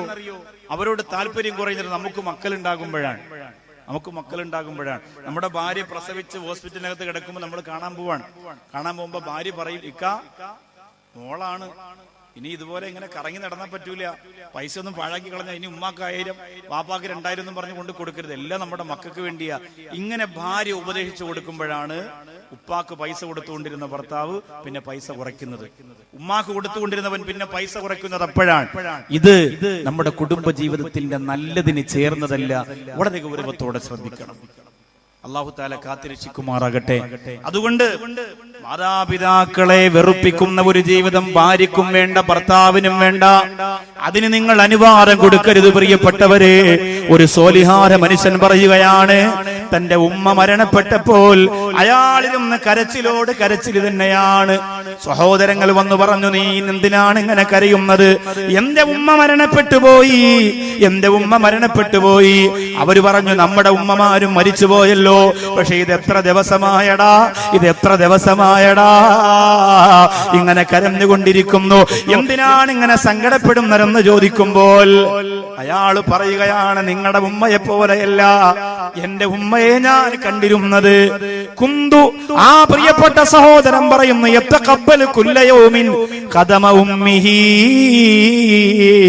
എല്ലാ ദിവസവും ഞാൻ എന്റെ ഉമ്മയുടെ കാൽപാദത്തിൽ പോയി മുത്തം കൊടുക്കുമായിരുന്നു രാത്രിയിൽ.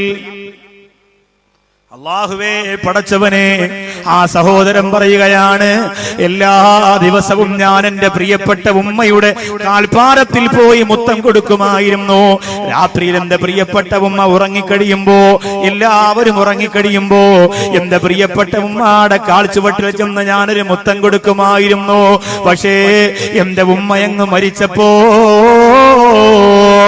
ഇനി എനിക്ക് മുത്തം കൊടുക്കാൻ കഴിയില്ലല്ലോ. ഞാൻ സ്വർഗത്തിന്റെ തോട്ടത്തിൽ മധു നുകർന്നു കഴിഞ്ഞവനാണ്. എന്റെ ഉമ്മയുടെ കാൽപ്പാദത്തിന്റെ ചുവട്ടിലാണ് സ്വർഗമെന്ന് പഠിപ്പിച്ച നബിയേ, ആ ഉമ്മയുടെ കാലിൽ എനിക്കിനി മുത്തം കൊടുക്കാൻ കഴിയില്ലല്ലോ എന്ന് ചിന്തിച്ചിട്ടാണ് ആ പ്രിയപ്പെട്ട സഹാബി കരം നിരങ്കല്. നിന്റെ ഉമ്മാക്ക് നീ മുത്തം കൊടുത്തിട്ടുണ്ടോ ചെറുപ്പക്കാരാ? ഉമ്മയുടെ ശിരസിൽ നിനക്കൊരു മുത്തം കൊടുക്കാൻ കഴിഞ്ഞിട്ടുണ്ടോ? നിന്റെ കൈ കൊണ്ട് ഉമ്മയെ ഒന്ന് തടവാൻ നിനക്ക് കഴിഞ്ഞിട്ടുണ്ടോ? എന്റെ പെങ്ങളെ, എന്റെ ഉമ്മച്ചിയല്ലേ എന്ന് പറഞ്ഞ് പ്രിയപ്പെട്ട ഉമ്മാക്ക് ഒരു മുത്തം കൊടുക്കാൻ നിങ്ങൾക്ക് കഴിഞ്ഞിട്ടുണ്ടോ? എന്റെ നാട്ടിൽ ഞാൻ തുടങ്ങിയ ആതുരാലയത്തിന്റെ അവസ്ഥ എന്തെന്ന് നിങ്ങൾക്കറിയോ? ആരോരുമില്ലാത്തവരെ, വഴിയിൽ കിടക്കുന്നവരെ, കൈകാലി മുറിഞ്ഞു പോയവരെ, കുഷ്ഠരോഗം ബാധിച്ചവരെ, സുന്നത്ത് ജമാഅത്തിന് അങ്ങനെ ഒരു സ്ഥാപനം വേണമല്ലോ. അല്ലാഹുവേ, ഞാൻ ആ പ്രിയപ്പെട്ട ഉമ്മമാരെ ഉപ്പമാരെ കൊണ്ടുവന്ന് ഒരു ചെറിയ ഷെഡ് വാടകയ്ക്കെടുത്തിട്ട് അതിന്റെ അകത്ത് പാർപ്പിക്കുകയാണ്. അവർക്ക് ഭക്ഷണം കൊടുക്കുന്നു, അവർക്ക് വെള്ളം കൊടുക്കുന്നു, അവർക്ക് സ്നേഹം കൊടുക്കുന്നു. ഈ അഷ്റഫ് സാഹിബ് അവിടെ വന്നത് കണ്ടനുഭവിച്ചു മനസ്സിലാക്കിയവരാണ്. സുബ്ഹാനല്ലാഹ്. അവിടെ ഒരു തങ്കമ്മ എന്ന് പറയുന്ന ഒരു ഹിന്ദു സ്ത്രീ ഉണ്ടായിരുന്നു. തങ്കമ്മ എന്ന പേരുള്ള ഒരു ഹിന്ദു സ്ത്രീ ഉണ്ടായിരുന്നു. ആ പ്രിയപ്പെട്ട സ്ത്രീ വയോവൃദ്ധയാണ്, തളർന്നു കിടക്കുന്നവരാണ്. അവരെ കാണാൻ റൂമിന്റെ അകത്തേക്ക് നമ്മൾ ആരെങ്കിലും കടന്നു ചെന്നാൽ ആ സ്ത്രീ ചോദിക്കുന്നവരെന്തെന്നറിയോ? എന്റെ മോനാണോ, എന്റെ മോനാണോ, എന്റെ മോനാണോ വന്നത്? ഞങ്ങൾ പറയും, അമ്മേ നിങ്ങൾക്ക് ഞങ്ങളുടെ മകനെ പോലെ കണ്ടൂടെ, ഞങ്ങളെ നിങ്ങളുടെ മക്കളെ പോലെ കണ്ടൂടെ. ഞങ്ങൾ തൊപ്പിയുള്ളവരാണെങ്കിലും ദാടിയുള്ളവരാണെങ്കിലും ഈ സമുദായത്തിൽ വിശ്വസിക്കാത്തവരെ കഴുത്തറുക്കാൻ മുത്ത് റസൂൽ ഞങ്ങളെ പഠിപ്പിച്ചിട്ടില്ല. ശബരിമലയിലേക്ക് പോകുന്നവരെ കൊന്നൊടുക്കണമെന്ന് പറയുന്ന മതമല്ല നമ്മുടെ മതം. മറവൈപ്രിയുടെ സാഹോദര്യത്തിന്റെ ഏറ്റവും വലിയ സ്നേഹത്തിന്റെ വിളനിലമാണ് നമ്മുടെ നാടെന്ന് പറഞ്ഞ് ആ അമ്മയുടെ കണ്ണീര് തുടച്ചു കൊടുക്കുമ്പോ എന്റെ മുമ്പിലിരിക്കുന്ന സഹോദരങ്ങളെ, എന്റെ മുമ്പിലിരിക്കുന്ന സഹോദരിമാരെ, നമ്മുടെ പ്രിയപ്പെട്ട ഉമ്മയെയും ഉപ്പയെയും നമ്മൾ മറക്കല്ലേ, അവരെ നമ്മൾ ഒഴിവാക്കല്ലേ, അവരെ നമ്മൾ അവഗണിക്കല്ലേ, അവരെ നമ്മൾ കുറ്റപ്പെടുത്തല്ലേ. ആ മാതാപിതാക്കളാണ് സ്വർഗത്തിന്റെ കവാടമെങ്കിൽ ആ സ്വർഗീയ അനുരാഗത്തിന്റെ മധുവനികൾ നുകരാ. എന്റെ പ്രിയപ്പെട്ടവരെ നമ്മൾ മനസ്സ് വെക്കുക. ബഹുമാനപ്പെട്ട അലി ഇബ്നുൽ ഹുസൈൻ റളിയല്ലാഹു അൻഹു ജനങ്ങളിൽ ഏറ്റവും വലിയ ഉമ്മയോട് സ്നേഹം കാണിച്ചിരുന്നയാളാണ്. അലി ഇബ്നുൽ ഹുസൈൻ റളിയല്ലാഹു അൻഹു ഉമ്മയോടും വാപ്പയോടും ഏറ്റവും അധികം സ്നേഹം കാണിച്ചിരുന്ന ഒരാളായിരുന്നു. പക്ഷേ അദ്ദേഹത്തെ കുറിച്ച് ജനങ്ങൾക്ക് ഒരു വലിയ കംപ്ലൈന്റ് ഉണ്ടായിരുന്നു. എന്താണ് കംപ്ലൈന്റ് എന്നറിയും? ആ കാലഘട്ടത്തിൽ എല്ലാവരും ഉമ്മയോടൊത്തിരുന്ന് ഭക്ഷണം കഴിക്കുന്ന സ്വഭാവക്കാരായിരുന്നു. ഉമ്മയോടൊത്തിരുന്ന് ഭക്ഷണം കഴിക്കുന്നു എന്നല്ല, ഉമ്മയുടെ പാത്രത്തിൽ നിന്ന് തന്നെ കഴിക്കും. ഒരു പാത്രത്തിൽ ഭക്ഷണം ഇട്ടിട്ട് അത് ഉമ്മയോടൊത്തിരുന്ന് ഉമ്മ ഒരുള്ള കഴിക്കും, മകനെടുത്തത് കഴിക്കും, മകളെടുത്തത് കഴിക്കും, അങ്ങനെ ഒരു പാത്രത്തിൽ നിന്ന് ഭക്ഷണം കഴിക്കുന്ന നല്ല ഒരു സമ്പ്രദായം. ബഹുമാനപ്പെട്ട അത്തിപ്പറ്റ ഉസ്താദ്, അള്ളാഹു ദീർഘായുസ്സും ആരോഗ്യവും ആഫിയത്തും കൊടുത്ത് അനുഗ്രഹിക്കുമാറാകട്ടെ. അദ്ദേഹമാണ് ഇവിടെ ഇന്നത്തെ സദസ്സിൽ വന്നിരുന്നെങ്കിൽ അഷ്റഫ് സാഹിബിന്റെ വീട്ടിലിരുന്ന് ഭക്ഷണം കഴിക്കുമ്പോൾ കസേരയിലിരുന്ന് മേശപ്പുറത്ത് ഭക്ഷണം കഴിക്കാൻ സമ്മതിക്കില്ലായിരുന്നു. ഒരു വലിയ പാത്രത്തിനകത്ത് ഭക്ഷണം ഇട്ടിട്ട് ഒരുമിച്ച് വളഞ്ഞിരുന്നിട്ട് എല്ലാവരും കൂടിയിട്ട് കറിയൊക്കെ മിക്സ് ചെയ്ത് എല്ലാവരും കൂടി ഒരുമിച്ച് കഴിക്കുന്ന ഒരു രീതിയാണ് ബഹുമാനപ്പെട്ട ഉസ്താദ്. ഒരു തരി ഭക്ഷണം നിങ്ങൾ നിലത്ത് കളഞ്ഞാൽ അത് ബഹുമാനപ്പെട്ടവരെടുത്ത് കഴിക്കും. നിങ്ങൾ 5 ആള് ചായ കുടിച്ചിട്ട് അത്തിപ്പറ്റ ഉസ്താദിന്റെ മുമ്പ് ഇരുന്ന് ചായ കുടിച്ചിട്ട് പോകുമ്പോ ബഹുമാനപ്പെട്ട അത്തിപ്പറ്റ ഉസ്താദ് നോക്കും അവസാനം ക്ലാസ്സിൽ ചായ ഇരിക്കുന്നുണ്ടോന്ന്. 5 ആളിന്റെയും ക്ലാസ്സിലിരിക്കുന്ന ചായ ഉസ്താദ് സ്വന്തം ക്ലാസ്സിൽ ഒഴിച്ചിട്ട് ഉസ്താദ് കുടിക്കും. അതാണ് ബഹുമാനപ്പെട്ട അത്തിപ്പറ്റ ഉസ്താദ്. അള്ളാഹു ദീർഘായുസ്സും ആരോഗ്യവും ആഫിയത്തും കൊടുത്ത റബ്ബ് അനുഗ്രഹിക്കുമാറാകട്ടെ. ഒരുപാട് ആലിമീങ്ങൾ സ്വാലിഹീങ്ങളുണ്ട്. അങ്ങനെ നമുക്ക് അള്ളാഹു ബാപ്പു ഉസ്താദിന്റെയും കൂമരംപുത്തൂർ ഉസ്താദിന്റെയും ചെറുശ്ശേരി ഉസ്താദിന്റെയും ഒക്കെ ഖബർ ഈ വലിയ മജ്ലിസിന്റെ ബറക്കത്ത് കൊണ്ട് അള്ളാഹു പ്രവിശാലമാക്കി കൊടുക്കുമാറാകട്ടെ. സ്വർഗീയ അനുഗ്രഹവും അനുഭൂതിയും ആസ്വദിക്കാനുള്ള ഭാഗ്യം ആ പ്രിയപ്പെട്ട ഉലമാക്കൾക്ക് അള്ളാഹു റബ്ബുൽ ഇസ്സത്ത് കൊടുത്ത് അനുഗ്രഹിക്കുമാറാകട്ടെ. അങ്ങനെയല്ലേ ഭക്ഷണം കഴിക്കുക. എന്റെ വീട്ടില് ഞാൻ വാങ്ങി വെച്ചിട്ടുണ്ട് വലിയ ഒരു പാത്രം. വല്ലപ്പോഴും, എല്ലാ ദിവസവും ചിലപ്പോൾ അങ്ങനെ ഇരുന്ന് കഴിക്കാനൊന്നും പറ്റൂല, അതിന് സമയം കിട്ടൂലല്ലോ. മക്കളൊക്കെ വീട്ടിലുള്ള സ്കൂളില്ലാത്ത ദിവസം ഞാനും ഭാര്യയും മക്കളും കൂടി വളഞ്ഞിരുന്ന് ആ ഭക്ഷണം കഴിക്കും. എന്റെ മൂത്ത മോൻ അങ്ങനെ ഭക്ഷണം കഴിക്കുന്നത് വലിയ ഇഷ്ടമായിരുന്നു. അള്ളാഹു സ്വർഗത്തിൽ ഒരുമിച്ചിരുന്ന് അങ്ങനെ ഭക്ഷണം കഴിക്കാൻ അള്ളാഹു തൗഫീക്ക് തരുമാറാകട്ടെ. മരണപ്പെട്ടു പോയല്ലോ. അങ്ങനെ വളഞ്ഞിരുന്നിട്ട് ഭക്ഷണം ഇങ്ങനെ കഴിക്കും, നല്ല രസമാണ്. അതിലൊരു ബറക്കത്ത് ഉണ്ടാവും, അതൊരു ഐശ്വര്യം ഉണ്ടാവും, അതൊരു പുണ്യം ഉണ്ടാവും. ഒരു ദിവസം നിങ്ങൾ, ഒരു മാസത്തിൽ ഒരു ദിവസം നിങ്ങൾ അങ്ങനെ കഴിച്ചു നോക്കി, തീർച്ചയായും ഞാൻ പറയാണ് നമ്മുടെ മനസ്സിന് വല്ലാത്ത ഒരു പൊരുത്തം അല്ലാഹു തരും, ഒരു ഐക്യമുണ്ടാകും, നമുക്ക് വലിയ സന്തോഷം ഉണ്ടാവും. ഒരുമിച്ചിരുന്ന് കഴിച്ചു നോക്കി. ചില ആള് പറയും ഞാൻ അങ്ങനെ ഒരുമിച്ചിരുന്ന് കഴിക്കാനൊന്നും വരുന്നില്ല, അവനായിരിക്കും ആ കുടുംബത്തിലെ ഏറ്റവും വലിയ പ്രശ്നക്കാരൻ. നിങ്ങളൊന്ന് വിളിച്ചു നോക്കണം, നിങ്ങളുടെ അനുജനെ ജ്യേഷ്ഠനെ കുടുംബത്തിൽ പോയി ഒരുമിച്ചിരുന്ന് കഴിക്കുക. വാക്കവി എങ്ങനെ പലതും പറയാം, അയാൾക്ക് തലയ്ക്ക് സുഖമില്ല, ഞാനങ്ങനെ, അവനായിരിക്കും ആ കുടുംബത്തിലെ ഏറ്റവും വലിയ പ്രശ്നക്കാരൻ. അവരൊരുമിച്ചിരുന്ന് കഴിക്കാൻ വരൂല. സഹോദരിമാരെ, സ്ത്രീകൾ മാത്രം ഇരുന്ന് കഴിച്ചോ, അനിയത്തിയും ചേട്ടത്തി, സുബ്ഹാനല്ലാഹ്, അവരൊരുമിച്ച് കൂടിയാ വല്ലതും കഴിക്കുവോ? ഇരുതീ ചേർന്നാൽ വലിയൊരു തീയാണ്, ഇരു സ്ത്രീ ചേർന്നാൽ ഉലകിൽ തീ എന്നാണ്. 2 പെണ്ണുങ്ങൾ ചേർന്നിരുന്നാൽ ലോകം മുഴുവനും കത്തിപ്പോകുന്നു. അതുകൊണ്ട് പാത്രമൊക്കെ കത്തിപ്പോകണം, വെറുതെ പറയാതെ കാര്യമൊന്നും കാര്യമില്ല. നിങ്ങൾ നല്ല സ്ത്രീകളാണ്, ഇൻഷാ അല്ലാഹ് നിങ്ങൾ ഒരുമിച്ചിരുന്ന് ഭക്ഷണം കഴിക്കണം. അനുജത്തിയും ജ്യേഷ്ഠത്തിയും വിത്തായും ഉമ്മായും ഒക്കെ ഒരുമിച്ചിരുന്ന് കഴിക്കുക. നുണയൊന്നും പറയാതെ, ഫസാദു ഈബത്തൊന്നും പറയാതെ ബിസ്മില്ലാഹ് കഴിച്ച് ഇടയ്ക്ക് അള്ളാഹു ബർക്കത്ത് ചെയ്യണൊക്കെ ദുആരൊക്കെ ചെയ്ത് എഴുന്നേൽക്കുമ്പോൾ അൽഹംദുലില്ലാഹ് എന്ത് രസമാണ്. അപ്പൊ ആ കാലഘട്ടത്തിൽ ഉമ്മയുടെ പാത്രത്തിൽ നിന്ന് ഉമ്മയോടൊത്തിരുന്ന് ഭക്ഷണം കഴിക്കുന്ന ഒരു സ്വഭാവം സഹാബികൾക്കുണ്ടായിരുന്നു. അലി ഇബ്നു ഹുസൈൻ റളിയല്ലാഹു അൻഹുവിനെ കുറിച്ച് വലിയ പരാതി, അദ്ദേഹം ഉമ്മയോടൊത്ത് ഉമ്മയുടെ പാത്രത്തിൽ നിന്ന് ഭക്ഷണം കഴിക്കൂല. വലിയ പരാതി. അതൊരു വലിയ കംപ്ലൈന്റ് ആയിട്ടാണ് കണ്ടത്. നമ്മളൊക്കെ ആ പാത്രം എടുത്ത് ഉമ്മയുടെ തലക്കടിക്കുന്നു. അതൊന്നും നമുക്കൊന്നും വലിയ കംപ്ലൈന്റ് അല്ല. കൂട്ടുകാർ പറയും കൊല്ലാത്തന്തറ ആ കിളവിയെ അടിച്ചിട്ട് വന്ന ഞാനാണ് നീ കുത്തി കയറ്റിരുന്ന് പറയും. ഇതാണ് നമ്മുടെ അവസ്ഥ. പക്ഷെ അന്ന് അങ്ങനെയാണ്. നമ്മൾ ആരെങ്കിലും ഉമ്മയുടെ പാത്രത്തിൽ നിന്ന് ഉമ്മ കഴിക്കുന്നതോടൊപ്പം തന്നെ ഉമ്മയുടെ പാത്രത്തിൽ നിന്ന് ഭക്ഷണം കഴിച്ചിട്ടുണ്ടോ? ഈ അടുത്ത സമയത്താണ്. പണ്ട് ചെറുതിലെ മോനെ അമ്പിളിയമ്മാവനെ നോക്കടാന്ന് ഉമ്മ പറയും. നമ്മൾ മുകളിലോട്ട് നോക്കുമ്പോ നാക്കുമ്പോ തന്നെ ഉമ്മ ഭക്ഷണം തരും. കുറച്ച് ഭക്ഷണം ഉമ്മയും കഴിക്കും. അങ്ങനെ ഒരുമിച്ച് കഴിച്ചതല്ല. ഇപ്പൊ ഈ അടുത്ത സമയത്ത് ആരെങ്കിലും ഉമ്മയോടൊത്തിരുന്ന് ഉമ്മയുടെ പാത്രത്തിൽ നിന്ന് ഒരുമിച്ച് ഭക്ഷണം കഴിച്ചിട്ടുണ്ടോ? ഈ കഴിഞ്ഞ ഒരു 4-5 മാസത്തിനകത്ത് ആരെങ്കിലും ഉണ്ടെങ്കിൽ ഒന്ന് കൈവയ്ക്കുക നോക്കട്ടെ. അത്രയും വലിയ സ്വാലിഹ്യങ്ങളുണ്ടോന്ന്. ആരുമില്ല. ഒരാളുണ്ട്. അൽഹംദുലില്ലാഹ്, അല്ലാഹു ഖബൂൽ ചെയ്യട്ടെ. ആ ഒരാളെ കാണാൻ നിങ്ങൾക്ക് എത്ര താല്പര്യമാണെങ്കിൽ ആ ഒരാള് 2-3 പേരുണ്ട്. അൽഹംദുലില്ലാഹ്, അല്ലാഹു തആല വിജയിപ്പിക്കട്ടെ.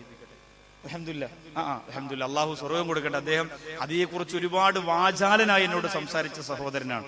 അല്ലാഹു ഉമ്മാക്കും ഉപ്പാക്കും സ്വർഗ്ഗം കൊടുക്കട്ടെ. അങ്ങനെയാണെങ്കിൽ ഞാൻ ചോദിക്കുകയാണ്, ഭാര്യയോടൊത്തിരുന്ന് ഭക്ഷണം കഴിച്ച ഒരു കൈ വെക്കാൻ പറഞ്ഞാൽ കൈയും പൊക്കും, ചിലപ്പോ കാലും പൊക്കും ഇവിടെ. കാരണം എന്താണെന്നറിയോ? അത് സംഭവം, അത് കളി വേറെയാ. അത് വേറെയാ. ഭാര്യയോടൊത്തില്ല നമ്മൾ ഭക്ഷണം കഴിച്ചിട്ടുള്ളൂ. എന്തുമായിരുന്നു കല്യാണം കഴിഞ്ഞ പാടെ. അല്ലാ, എന്തൊക്കെ ഗമയായിരുന്നു. ഭർത്താവിന്റെ പവറൊക്കെ കാണണം. വലിയ ഇംഗ്ലീഷിൽ സംസാരിക്കുള്ളൂ അല്ലേ? ഇങ്ങനെ ഒരുമിച്ച് ഭക്ഷണം കഴിക്കുള്ളൂ, ഒരുമിച്ച് കുളിക്കുള്ളൂ, ഒരുമിച്ച് പല്ല് തേക്കുള്ളൂ, ഒരുമിച്ച് യാത്ര ചെയ്യുള്ളൂ. ഇതൊക്കെയായിരുന്നു. പക്ഷെ ഇപ്പോ ഭാര്യയെ കണ്ടിട്ട് തന്നെ കുറെ ആളായെന്നാണ്. കാണലുണ്ടോ? ഒരു റൂമിൽ തന്നെയാണോ? അല്ലാഹു അഅലം. ഓർമ്മ പോലും ഉണ്ടാവില്ല. അങ്ങനെ പോണു ഉസ്താദേ, കുഴപ്പമില്ല. ഒരു നിരാശ. കല്യാണം കഴിഞ്ഞ സമയത്ത് എങ്ങനെയുണ്ട്? അൽഹംദുലില്ലാഹ്, മാഷാ അല്ലാഹ്, സുന്ദരിക്കുട്ടെ. ഇപ്പൊ ചോദിച്ചാലോ? അങ്ങനെ പോണു, ഒരു പരുവത്തിന് ഇൻഷാ അല്ലാഹ് എല്ലാം ശരിയാവും. എന്ന് ശരിയാവാ? മരിക്കുമ്പോ ശരിയാവും. എന്തുകൊണ്ടെന്നറിയോ? നമുക്ക് നമ്മുടെ മനസ്സിലത് പിടിച്ചേർത്ത. ഇതിവിടെ സൈക്കോളജിക്കലിന്റെ ക്ലാസ് ഒക്കെ നല്ലതാണ്. ഇടയ്ക്കിടയ്ക്ക് ബഷീറഡാത്തിനെ പോലെയുള്ള ഇവിടെയൊക്കെ ക്ലാസ് വെക്കുന്നുണ്ട്. അതൊക്കെ നല്ലതാ. കുടുംബജീവിതം ഭദ്രമാക്കാനും നമ്മുടെ മനസ്സിനൊരു സന്തോഷം കിട്ടാനൊക്കെ നല്ലതാണ്. അപ്പോ നമുക്കെന്താണ്, നമ്മുടെ പ്രിയപ്പെട്ട ഭാര്യയോടൊത്ത് നമ്മൾ ഭക്ഷണം കഴിക്കുന്നത് കുടുംബജീവിതത്തിന് ഒരു ഒത്തൊരുമയ്ക്കും സന്തോഷത്തിനൊക്കെ വേണ്ടിയാണ്. ഉമ്മയോടൊത്തിരുന്ന് കഴിച്ചു നോക്കണം. വല്ലാത്ത സുഖമാണത്. അവർക്കൊരു വെറുപ്പ് നമ്മളെടുത്തില്ലല്ലോ. ഏതെങ്കിലും ഉമ്മമാരും മക്കളെ വെറുക്കുമെങ്കിലും ഉള്ളിന്റെ ഉള്ളിൽ അവർക്ക് വെറുക്കാൻ കഴിയില്ല. ഈ കട്ട കൊണ്ടെന്നേറിഞ്ഞാലും എന്റെ കുഞ്ഞിനെ കാക്ക് നീ മന്നാനേ, നിന്യതയോടെ തഴഞ്ഞാലും എന്റെ കൽബിൽ നിറയെ മകനാണേ. തീക്കട്ട കൊണ്ടെറിഞ്ഞാലും, തീക്കട്ട കൊണ്ട് ഉമ്മയെറിഞ്ഞാലും ഉമ്മ പറയുന്നു, അല്ലാ എന്റെ പൊന്നുമോന്റെ ശരീരത്തില് ഒരു തീപ്പൊരി പോലും വീഴാതെ നീ കാക്കണേ അല്ലാ. അങ്ങനെ പ്രാർത്ഥിക്കാൻ ലോകത്തുമ്മാക്ക് മാത്രമല്ലേ കഴിയുകയുള്ളൂ. ഉമ്മയും ഉപ്പയും കരയുന്ന വീടുകൾ, നന്മ മരിക്കുന്ന ജഹിലിന്റെ കൂടുകൾ, എത്ര തളർന്നാലും വീണ്ടും ചിരിക്കുന്നു റഫുവാണേ മക്കൾ കലിവാണേ. കഴുത്തിൽ കയറിട്ട മറുനാലും മോനെ മോനെ എന്നല്ലാതെ വിളിക്കൂലേ. കനലിൽ ഇറങ്ങി നടന്നാലും മോനെ നെഞ്ചിന്റെ ചൂടിന്ന് ഗറ്റൂലേ. ഞാൻ എന്റെ പ്രിയപ്പെട്ട ഉമ്മയെ കുറിച്ച് എഴുതിയ വഴികളാണ്. എന്റെ പ്രിയപ്പെട്ട ഉമ്മയുടെ മുമ്പിൽ ഇരുന്നിട്ട് ഈ പ്രിയപ്പെട്ട നൗഷാദ് വാക്ക് വീട് കേട്ട് പാടി സന്തോഷിപ്പിച്ചു കൊടുത്ത വാക്കുകളാണ് നിങ്ങളോട് ഞങ്ങളോട് പറഞ്ഞത്, എന്തരിഞ്ഞാലുള്ള ചെറുപ്പക്കാരാ, തീക്കട്ട കൊണ്ടെറിഞ്ഞിട്ട് നടക്കാൻ പറഞ്ഞാൽ പ്രിയപ്പെട്ട ഉമ്മയെ നെഞ്ചിൽ പൊന്നുമോനെ നെഞ്ചിൽ ചേർത്ത് വെച്ചിട്ട് കനൽ കട്ടയിൽ ചവിട്ടി നടക്കുമ്പോഴും ഉമ്മ ആ പൊന്നുമോനെ നെഞ്ചിന്റെ ചൂട് കൊടുത്തിട്ട് സമാധാനിപ്പിക്കുകയാണ്. എന്റെ പൊന്നുമോനൊന്നും വരല്ല അല്ലാ, എന്റെ തങ്കക്കുടത്തിനൊന്നും വരല്ല അല്ലാ, എന്റെ മുസ്താഖ് അഹമ്മദ് എന്ന പൊന്നുമോന് മരണപ്പെട്ടു പോയപ്പോ അല്ലാഹുവിന്റെ പരിശുദ്ധ ഹറമിൽ നിന്ന് പൊട്ടുന്ന മനസ്സുമായിട്ട് എനിക്ക് ക്ഷമ തരണേ എന്ന് ദുആ ചെയ്തുകൊണ്ട് എന്റെ പൊന്നുമോന്റെ മയ്യത്തിന്റെ മുമ്പ് വരുമ്പോ എന്റെ പ്രിയപ്പെട്ട ഉമ്മ എന്നോട് പറഞ്ഞതല്ലാ, എന്റെ മുസ്താഖ് എന്ന പൊന്നുമോന് മരിക്കുന്നതിന് പകരം എന്നെ മരിപ്പിച്ചിരുന്നെങ്കിലല്ല എന്റെ പൊന്നുമോന് സങ്കടം വരില്ലായിരുന്നല്ലോ.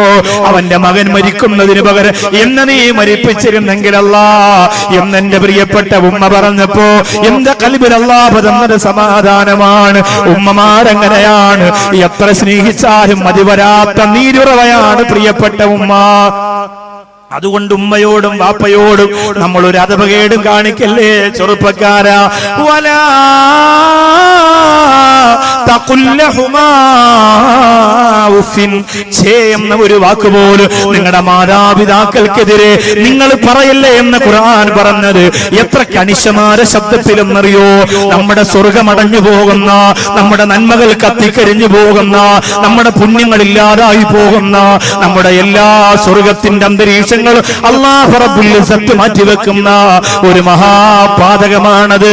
അതുകൊണ്ട് അലി ഇബ്നു ഹുസൈൻ റളിയല്ലാഹു അൻഹുവിനോട് ജനങ്ങൾ വന്ന് പരാതി പറയുകയാ, നിങ്ങൾ ഉമ്മയെ സ്നേഹിക്കുന്നയാളാണ്, നിങ്ങൾ വാപ്പയെ സ്നേഹിക്കുന്നയാളാണ്, പക്ഷേ നിങ്ങൾ ഉമ്മയുടെ അടുത്തിരുന്ന് ഉമ്മയോടൊപ്പം ഇരുന്ന് ഭക്ഷണം കഴിക്കുന്നില്ല.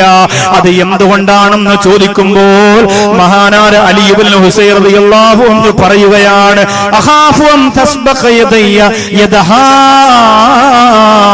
ഇലാ മാ തസ്ബിഖു ഇലൈഹി ഐനാ. എന്റെ ഉമ്മ എടുക്കാൻ ആഗ്രഹിക്കുന്ന ഒരു ഭക്ഷണം ഉമ്മ എടുക്കുന്നതിന് മുമ്പ് അറിയാതെ ഞാൻ എടുത്തു പോകുമോ എന്ന പേടി കൊണ്ടാ ഒരുമിച്ചൊരു പാത്രത്തിലിരുന്ന് ഭക്ഷണം കഴിക്കുമ്പോ എന്റെ പ്രിയപ്പെട്ട ഉമ്മ എനിക്ക് ആ ഭക്ഷണം എടുക്കണമെന്ന് കരുതിയിട്ട് ഉമ്മ എടുക്കാൻ വേണ്ടി കൈകൊണ്ടുവരുമ്പോ അറിയാതെ എന്റെ ഉമ്മ ആഗ്രഹിച്ചു പോയ ഭക്ഷണം എന്റെ ഉമ്മ എടുക്കുന്നതിന് മുമ്പ് ഞാൻ എടുത്തു പോകുമോ എന്ന പേടിയാ. അതുകൊണ്ടാണ് ഞാൻ ഉമ്മയോടൊപ്പിരുന്ന് ഭക്ഷണം കഴിക്കാത്തതെന്ന് മഹാനായ അലി ഇബ്നു ഹുസൈൻ റളിയല്ലാഹു അൻഹു പറയുകയാണ്. എന്റെ കാഞ്ഞങ്ങാട് വന്നിരിക്കുന്നവരെ, നിങ്ങൾ ഉമ്മയോടൊപ്പിരുന്ന് ഭക്ഷണം കഴിച്ചില്ലെങ്കിൽ ഉമ്മാക്ക് സങ്കടം വരൂല. നിങ്ങൾ ഉമ്മാടെ അടുത്ത് വന്ന് ഉമ്മാക്ക് പൈസ കൊടുത്തില്ലെങ്കിൽ ഉമ്മാക്ക് വിഷമം വരൂല. പിന്നെയോ എപ്പോഴാണ് ഉമ്മാക്ക് സങ്കടം വരുന്നതെന്നറിയോ? മാതാപിതാക്കൾക്ക് വേണ്ടത് പരിഗണനയാണ്, പരിഗണനയാണ്, പരിഗണനയാണ്. അവർക്ക് വേണ്ടത് പരിഗണനയാണ്, പൈസയില്ല. 17 വർഷം കൊണ്ട് ഗൾഫിൽ ഫാമിലിയായി കഴിയുന്ന സഹോദരൻ, ഞാൻ ആ സഹോദരൻ ചോദിച്ചു, നാട്ടിൽ പോലില്ലേ? ആ സഹോദരൻ പറഞ്ഞു, ഭാര്യ മക്കളൊക്കെ ഇവിടെ അല്ലേ ഉസ്താദേ, പിന്നെ ഞാൻ നാട്ടിൽ പോകുന്നത് എന്തിനാ? ഞാൻ പറഞ്ഞു, നിങ്ങളുടെ ഉമ്മയോ? ഉമ്മ നാട്ടിലായിരുന്നു, കഴിഞ്ഞ വർഷം മരണപ്പെട്ടു. 16 വർഷം ഉമ്മയെ കാണാതെ ഗൾഫിൽ നിന്നു ആ സഹോദരൻ. 16 വർഷം മരണപ്പെട്ടപ്പോ നാട്ടിൽ വന്നു. 16 വർഷം ഉമ്മയെ കാണാതെ നാട്ടിൽ നിന്നു പ്രിയപ്പെട്ട സഹോദരൻ. 16 വർഷം. മക്കളൊന്ന് ചിന്തിച്ചു നോക്കി. അപ്പൊ ഉമ്മയുടെ മനസ്സിന്റെ അകത്ത് സങ്കടം ഉണ്ടാവില്ല. അവനവിടെ ഭാര്യയുണ്ട്, മക്കളുണ്ട്, അവന് സങ്കടമൊന്നുമില്ല. പക്ഷെ ഉമ്മയുടെ മനസ്സിൽ, എന്റെ മോൻ എന്നെ കാണാൻ വന്നതിൽ ഇത്രയും വർഷമായില്ലേ, അകന്ന് കഴിയുമ്പോൾ ഒരു അകൽച്ച തന്നെയല്ലേ, നമ്മൾ ചിന്തിക്കൂല. ആരെങ്കിലും ചോദിക്കുമ്പോ ഉമ്മ പറയും, അവനവിടെ നല്ല ജോലിയാണ്, വരാനൊന്നും കഴിയൂല, അറബിയായിട്ട് അടുത്ത ബിസിനസ് ഒക്കെയാണ്, അതുകൊണ്ട് അവിടെ നിന്ന് പെട്ടെന്ന് വരില്ല എന്ന് പറഞ്ഞ് ഉമ്മ സമാധാനിക്കുമെങ്കിലും ആ മനസ്സ് ചിലപ്പോൾ നീറുകയായിരിക്കും.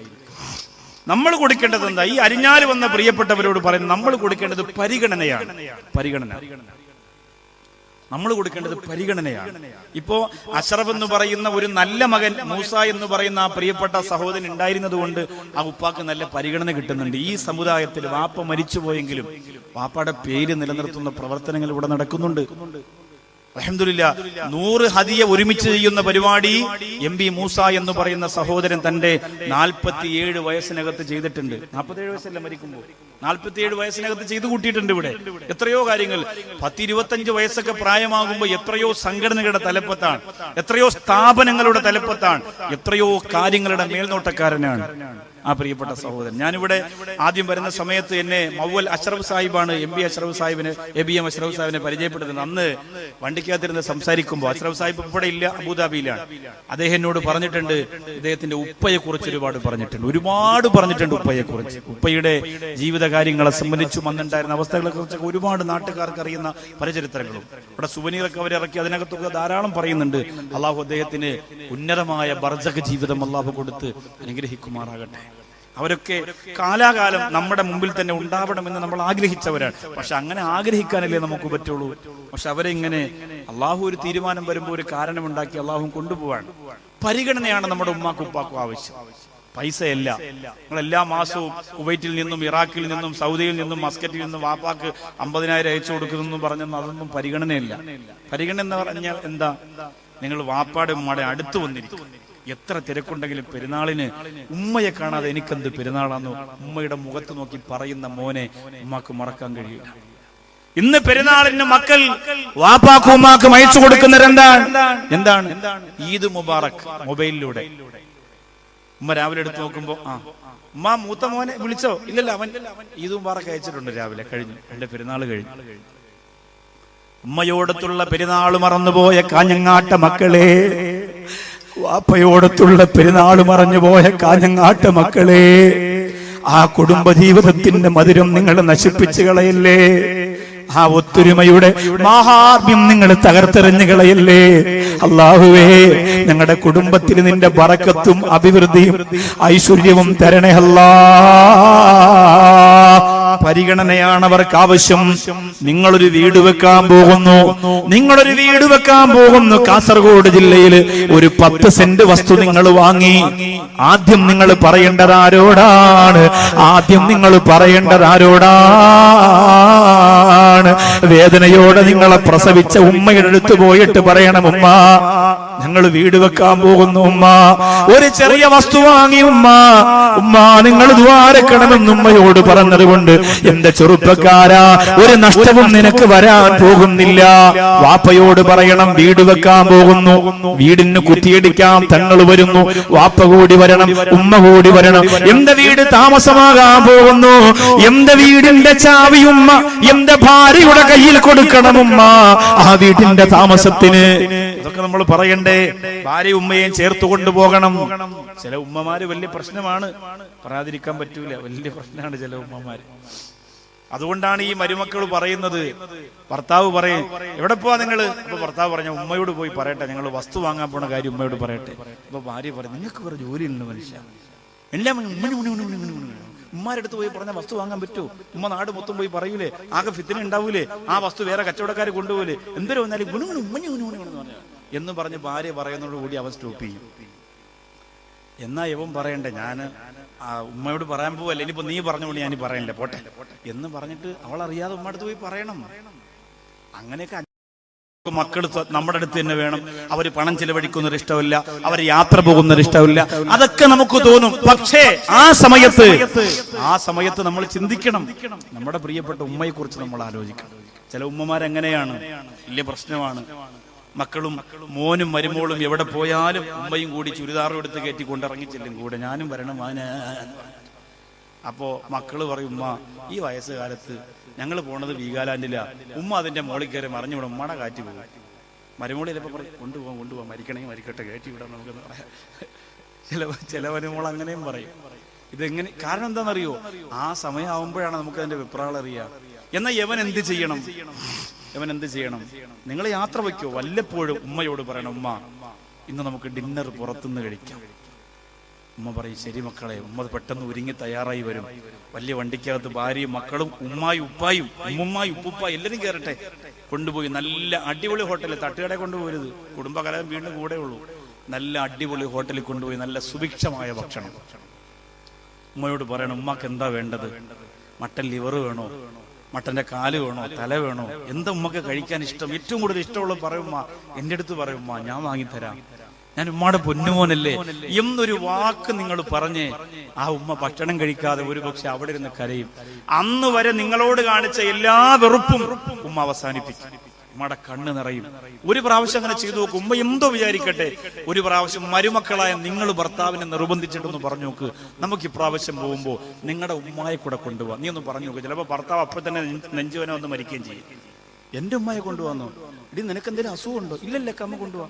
അള്ളാഹു എന്റെ ഭാര്യക്ക് ശൈത്താൻ കൂടിയെന്ന് തോന്നുന്നു റബ്ബേ, അവൾ എന്തൊക്കെ വിച്ചുമ്പോഴും പറയാം. ജീവിതത്തിൽ എന്റെ ഉമ്മയുടെ മുഖത്ത് വെക്കാത്ത ഭാര്യ ടൂറിന് പോകുമ്പോ കൊണ്ടുപോകാന്ന് പറയാം. അങ്ങനെ പറയണം നിങ്ങൾ. നമ്മൾ ഉമ്മയാവൂലേ, നമ്മൾ ഉമ്മുമ്മയാവൂലേ? നമ്മൾ പറയണം, തീർച്ചയായിട്ടും പറയണം. നിങ്ങൾ നല്ല സ്ത്രീകളല്ലേ, അള്ളാനെ ഭയന്ന് ജീവിക്കുന്നവരല്ലേ. ഭർത്താവിന്റെ ഉമ്മ, നിങ്ങളുടെ ഉമ്മ, നമ്മുടെ വാപ്പ, എല്ലാവരും ഒരുമിച്ചാവട്ടെ. സന്തോഷമുള്ള യാത്ര. അൽഹംദുലില്ലാഹ്. പടച്ചവനെ, അങ്ങനെ ഒരു കുടുംബ ജീവിതം നീ ഞങ്ങൾക്ക് തരണേ അല്ലാഹ്.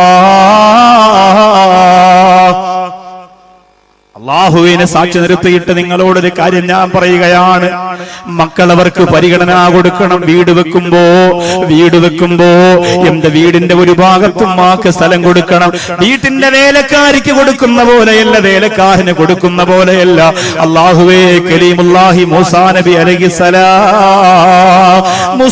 അലൈഹിസ്സലാത്തു വസ്സലാം ഒരിക്കൽ അള്ളാഹുവിനോട് ചോദിച്ചു, റബ്ബേ, എന്റെ സ്വർഗത്തിന്റെ കൂട്ടുകാരൻ ആരാണ് തമ്പുരാനെ? എന്റെ സ്വർഗത്തിന്റെ കൂട്ടുകാരൻ ആരാണ്? എന്റെ സ്വർഗത്തിന്റെ കൂട്ടുകാരൻ ആരാണ്? ആ സമയത്ത് ബഹുമാനപ്പെട്ട മൂസാ നബിയോട് അല്ലാഹു പറഞ്ഞു, ഇദ്ഹബ് ഇലാ ബലദികദാ തജിദു റജുലാ, ഞാൻ പറഞ്ഞു തരുന്ന ഒരു സ്ഥലത്തേക്ക് നീ ചെല്ലുക, അവിടെ ഒരു യുവാവിനെ നിനക്ക് കാണാം, അവനാണ് സ്വർഗത്തിലെ നിന്റെ കൂട്ടുകാരൻ. മൂസാ നബി ചോദിച്ചു, അല്ലാഹുവേ, അയാൾ ഇപ്പോഴും ജീവിച്ചിരിക്കുകയാണോ? എന്റെ സ്വർഗത്തിന്റെ കൂട്ടുകാരൻ ഇപ്പൊ ജീവിച്ചിരിക്കുകയാണോ? അള്ളാഹു പറഞ്ഞ സ്ഥലത്തേക്ക് മൂസാ നബി കാണാൻ ചെല്ലുമ്പോ ഒരു ചെറുപ്പക്കാരനാണ്. വലിയ ഒരു സഞ്ചിയിലുണ്ടാക്കിയ പെട്ടി ആ യുവാവിന്റെ കയ്യിലുണ്ട്. മൂസാ നബി അലൈഹിസ്സലാം ആ സഹോദരനെ ചെന്ന് പരിചയപ്പെട്ടു. ഞാൻ മൂസാ നബിയാണെന്ന് മൂസാ നബി പറയാൻ പോയില്ല. ആ യുവാവ് പറഞ്ഞു, ഇന്ന് നിങ്ങൾക്ക് ഭക്ഷണം എന്റെ വീട്ടിൽ നിന്ന് കഴിക്കാ. അതിഥികളെ സ്വീകരിക്കുന്നതിന് വലിയ പുണ്യം കൽപ്പിച്ചിരുന്ന കാലഘട്ടമായിരുന്നു അത്. ബഹുമാനപ്പെട്ട മൂസാ നബിയെയും കൊണ്ട് അയാൾ വീട്ടിലേക്ക് പോകുമ്പോൾ ഈ രണ്ട് പെട്ടി തറയിൽ വെക്കുന്നില്ല, തോളിൽ ചുമന്നുകൊണ്ടാണ് നടന്നു പോകുന്നത്. മൂസാ നബി അലൈഹിസ്സലാമിനെ ചെറിയ വീട്ടിന്റെ അകത്ത് കിടത്തിയിരുത്തി പാത്രത്തിൽ ഭക്ഷണം കൊണ്ടുവന്ന് വെച്ചു. മൂസാ നബി അലൈഹിസ്സലാം കഴിക്കാൻ തുടങ്ങുമ്പോ ആ ചെറുപ്പക്കാരൻ അതിൽ നിന്ന് കുറച്ച് ഭക്ഷണം എടുത്തിട്ട് ഈ പെട്ടിയുടെ ഒരു ഭാഗം അങ്ങോട്ട് തുറന്നിട്ട് അകത്തേക്ക് വെച്ചു കൊടുക്കുകയാണ്. മൂസാ നബി ചിന്തിച്ചു, അല്ലാ, ഏതെങ്കിലും മൃഗങ്ങളാണോ, പൂച്ചയോ മൃഗങ്ങളോ മറ്റോ ആണോ ഈ പ്രിയപ്പെട്ട ചെറുപ്പക്കാരൻ അവർക്ക് ഭക്ഷണം വെച്ചു കൊടുക്കുന്നതെന്തിനാണ്? പുറത്ത് ആരോ വന്നപ്പോൾ ആരാണെന്ന് നോക്കാൻ ഈ യുവാവ് പുറത്തിറങ്ങിയപ്പോ ബഹുമാനപ്പെട്ട മൂസാ നബി അലൈഹിസ്സലാം ഈ പെട്ടി എങ്ങോട്ട് തുറന്നു നോക്കുമ്പോ സുബ്ഹാനല്ലാഹ്, പ്രായാധിക്യത്തിന്റെ പടുകുഴി വീണുപോയ ഉമ്മയും ഉപ്പയുമാണ്. കണ്ണുകുഴിയിൽ വീണുപോയവരാണ്, തൊലിയെല്ലാം ചുക്കിച്ചുളിഞ്ഞു പോയവരാണ്. മൂസാ നബി ചോദിച്ചു, നിങ്ങളാരാണ്? ആ ഉമ്മയും വാപ്പയും പറഞ്ഞു, ആ പോയത് ഞങ്ങളുടെ മകനാണ്. അവൻ എന്തിനാണ് നിങ്ങളെ ഇങ്ങനെ ചുമന്നുകൊണ്ട് നടക്കുന്നത്? ആ പ്രിയപ്പെട്ട ഉമ്മ പറയുന്നു, അവൻ എന്തിനാണ് ഞങ്ങളെ കൊണ്ട് നടക്കുന്നതെന്നറിയോ? ഞങ്ങൾക്ക് വേറെ ആരുമില്ല. ഈ വീട്ടിന്റെ അകത്ത് ഞങ്ങളെ ആക്കിയിട്ട് പോയാൽ വന്യമൃഗങ്ങളും ഇഴജന്തുക്കളും വന്ന് ഞങ്ങളെ ഉപദ്രവിക്കാൻ സാധ്യതയുണ്ട്. അതുകൊണ്ട് ഞങ്ങളെ അവന് കൂടെ കൊണ്ടുപോവുകയാണ്.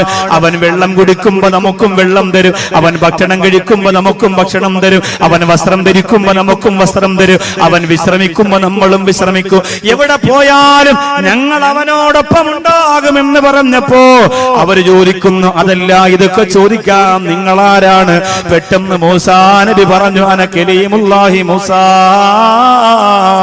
ഞാൻ മൂസാ നബിയാന്ന് പറഞ്ഞപ്പോ ആ ഉമ്മയും ഉപ്പയും ഫതബസ്സമാ, രണ്ടുപേരും പുഞ്ചിരിക്കുകയാണ്. ഫതഖബ്ബല, രണ്ടുപേരും മൂസാ നബിയുടെ കയ്യിൽ മുത്തം കൊടുക്കുകയാണ്.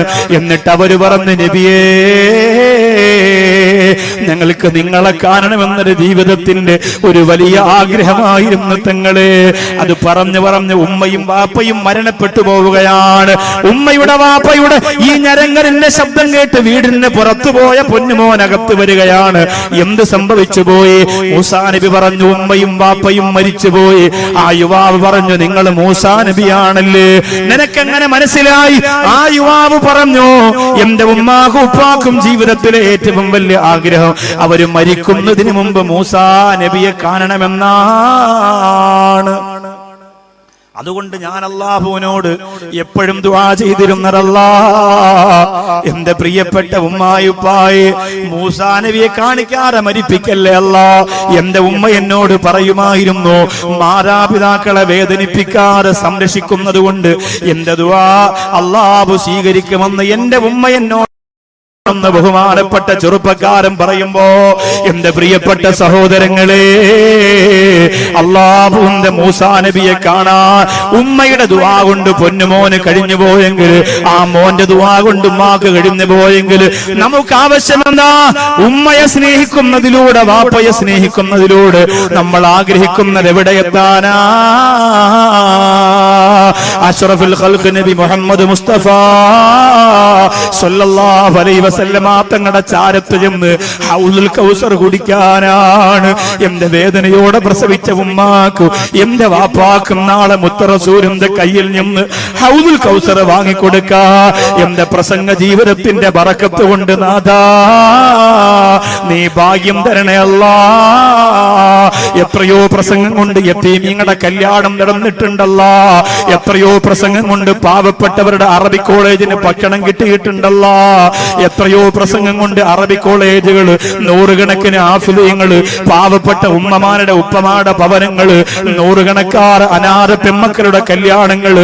അല്ലാഹുവേ, അതെല്ലാം എത്രയോ പ്രഭാഷണം കൊണ്ട് നടന്നിട്ടുണ്ടെങ്കിലല്ല, അതിനെല്ലാം പകരം നാള് ഞങ്ങളുടെ കരളിന്റെ കഷണമായ നബി മുഹമ്മദ് മുസ്തഫ സല്ലല്ലാഹു അലൈഹി വസല്ലമ തങ്ങളിൽ നിന്ന് ഹൗദുൽ കൗസർ വാങ്ങി ഉമ്മാക്കും ഉപ്പാക്കും മക്കൾക്കും ഭാര്യയ്ക്കും കൊടുക്കാൻ ഈ പ്രസംഗ ജീവിതത്തിന് പകരം നീ ഭാഗ്യം തരണേ അല്ലാ.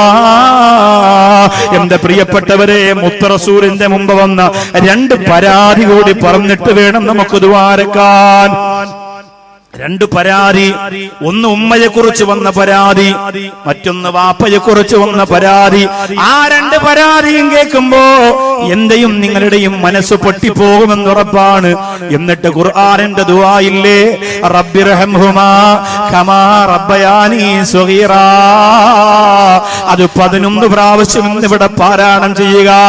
ഈ സ്വർഗീയ ആരാമവിടം പിരിഞ്ഞു പോകുമ്പോ, ഈ സ്വർഗീയ ആരാമവിടം അസ്തമിക്കുമ്പോ അത് 11 പ്രാവശ്യം ഓതി ചങ്ക് പൊട്ടിക്കരന്ന് നിലവിളിച്ചു ദുആരക്കണം. ആ ദുആയിൽ പങ്കെടുക്കാൻ വേണ്ടി ഓരോരുത്തരും നിയ്യത്ത് ചെയ്യുക.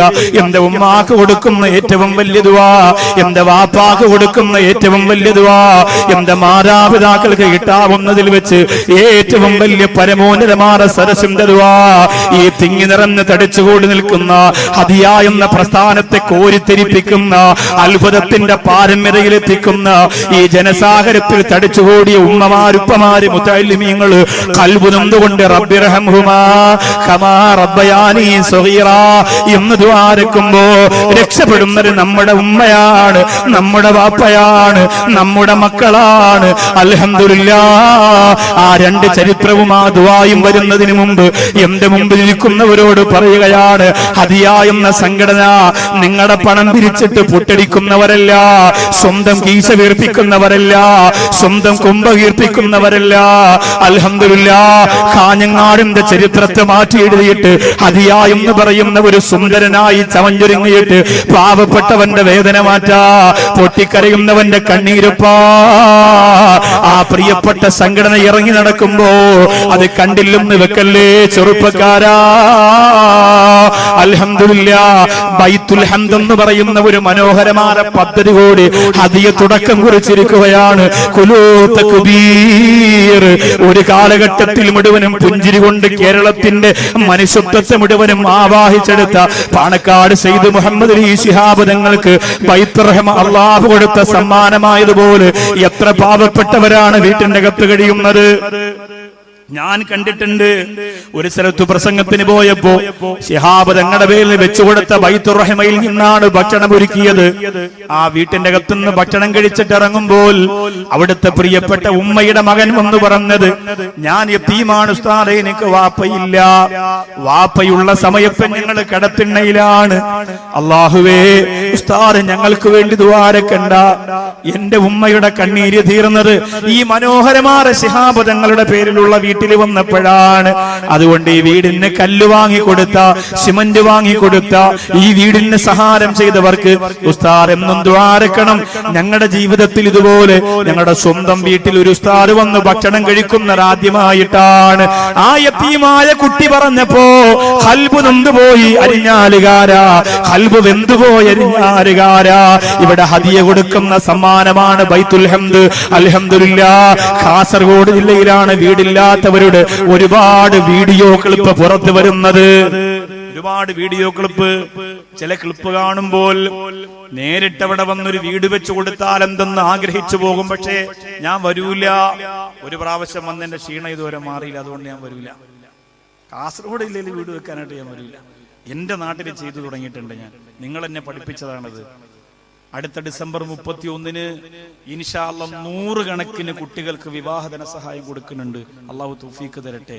എന്റെ മേൽനോട്ടത്തിലാണ്. ഇതിൽ 3-4 കുട്ടികൾക്ക് ഞാൻ തന്നെയാണ് കൊടുക്കുക. ബാക്കിയുള്ളവരെ ഫോണിലൂടെ വിളിച്ച് ബന്ധപ്പെട്ടിട്ട് ഒരു 5 പവനും 2 ലക്ഷം രൂപയും അല്ലെങ്കിൽ 10 പവനും 1 ലക്ഷം രൂപയും പാവപ്പെട്ട കുട്ടികളെ എല്ലാ ജില്ലയിൽ നിന്നും തിരഞ്ഞെടുത്തിട്ട് എന്റെ നാട്ടിൽ വെച്ച് കൊടുക്കും. എന്റെ നാടിപ്പോ പഴയതുപോലല്ല. ഞാൻ കാസർഗോഡ് കുറെ കാലം വരാതിരുന്നപ്പോ ആ പ്രവർത്തനം മുഴുവനും ഞങ്ങളുടെ നാട്ടിലൊക്കെ വ്യാപിപ്പിച്ചു. എത്രയോ കാര്യങ്ങൾ അവിടെ ചെയ്തു. ഒരുപാട് യതീമിങ്ങളുടെ കല്യാണം, വീട് വെച്ചു കൊടുക്കൽ, രോഗികൾക്ക് വേണ്ടി ഒരു പ്രത്യേക ആതുരാലയം തന്നെ അൽഹംദുലില്ലാഹ് ഉണ്ടാക്കി. അതിൻ്റെ അകത്ത് കുറെ രോഗികൾ, ആരുമില്ലാത്തവർ, ഞങ്ങൾ അവർക്ക് ഭക്ഷണം വാരി കൊടുത്തിട്ടുണ്ട്. അവരടുത്തിരുന്ന് ഭക്ഷണം ഞാനും എൻ്റെ ഭാര്യയും മക്കളും അവരടുത്തിരുന്നിട്ട് പെരുന്നാളിന് ഭക്ഷണം കഴിച്ചിട്ടുണ്ട്. എന്ത് തൃപ്തിയാണെന്നറിയോ, എന്ത് സന്തോഷമാണെന്നറിയോ. ഇൻഷാ അല്ലാഹ് അതുകൊണ്ട് ചെയ്യാൻ. ഇവിടെ എത്രയോ ക്ലിപ്പ് ഞാൻ കണ്ടു, വീഡിയോ ക്ലിപ്പ് അല്ലേ. 4 മക്കളുള്ള വെറും കറുത്ത ടാർപ്പ കെട്ടിയിട്ട് ജീവിക്കുന്ന കാസർഗോഡ് ജില്ലയിൽ ഒരു ക്ലിപ്പ് ഈ അടുത്തൊക്കെ ചാനലിലൂടെ വന്നതൊക്കെ വാട്സപ്പിലൂടെ ഫേസ്ബുക്കിലൂടെ പ്രചരിച്ചു. 4 മക്കള്. നിങ്ങൾ ആലോചിച്ചു നോക്ക് സഹോദരങ്ങളെ. ആ പ്രിയപ്പെട്ട ഉമ്മ അവരെ എന്ത് ചെയ്യണമെന്നറിയാതെ 30 വയസ്സ്, 25 വയസ്സ്, 27 വയസ്സ് അങ്ങനെയുള്ള മക്കളാണ്. ഒരു കിടക്കാടമില്ല. പട്ടി വന്ന് കടിച്ചാൽ പോലും ചോദിക്കാൻ ആളില്ല. രാത്രി ഒരു കള്ളം വന്ന് ഈ മക്കളെ എടുത്തുകൊണ്ട് പോയാലും ആ ഉമ്മാക്കും ഉപ്പാക്കും ചോദിക്കാനും പറയാനും ആരുമില്ല. കുറെ യുവാക്കൾ ഒരു സംഘടനയൊക്കെ രൂപീകരിച്ച് അക്കൗണ്ടൊക്കെ തുടർന്ന് അത് ചെയ്യാൻ വേണ്ടി തീരുമാനിച്ചു. അതിന്റെ കാര്യങ്ങളൊന്നും എനിക്കറിയില്ല. പക്ഷെ ഞാൻ പറയാണ്, കാഞ്ഞങ്ങ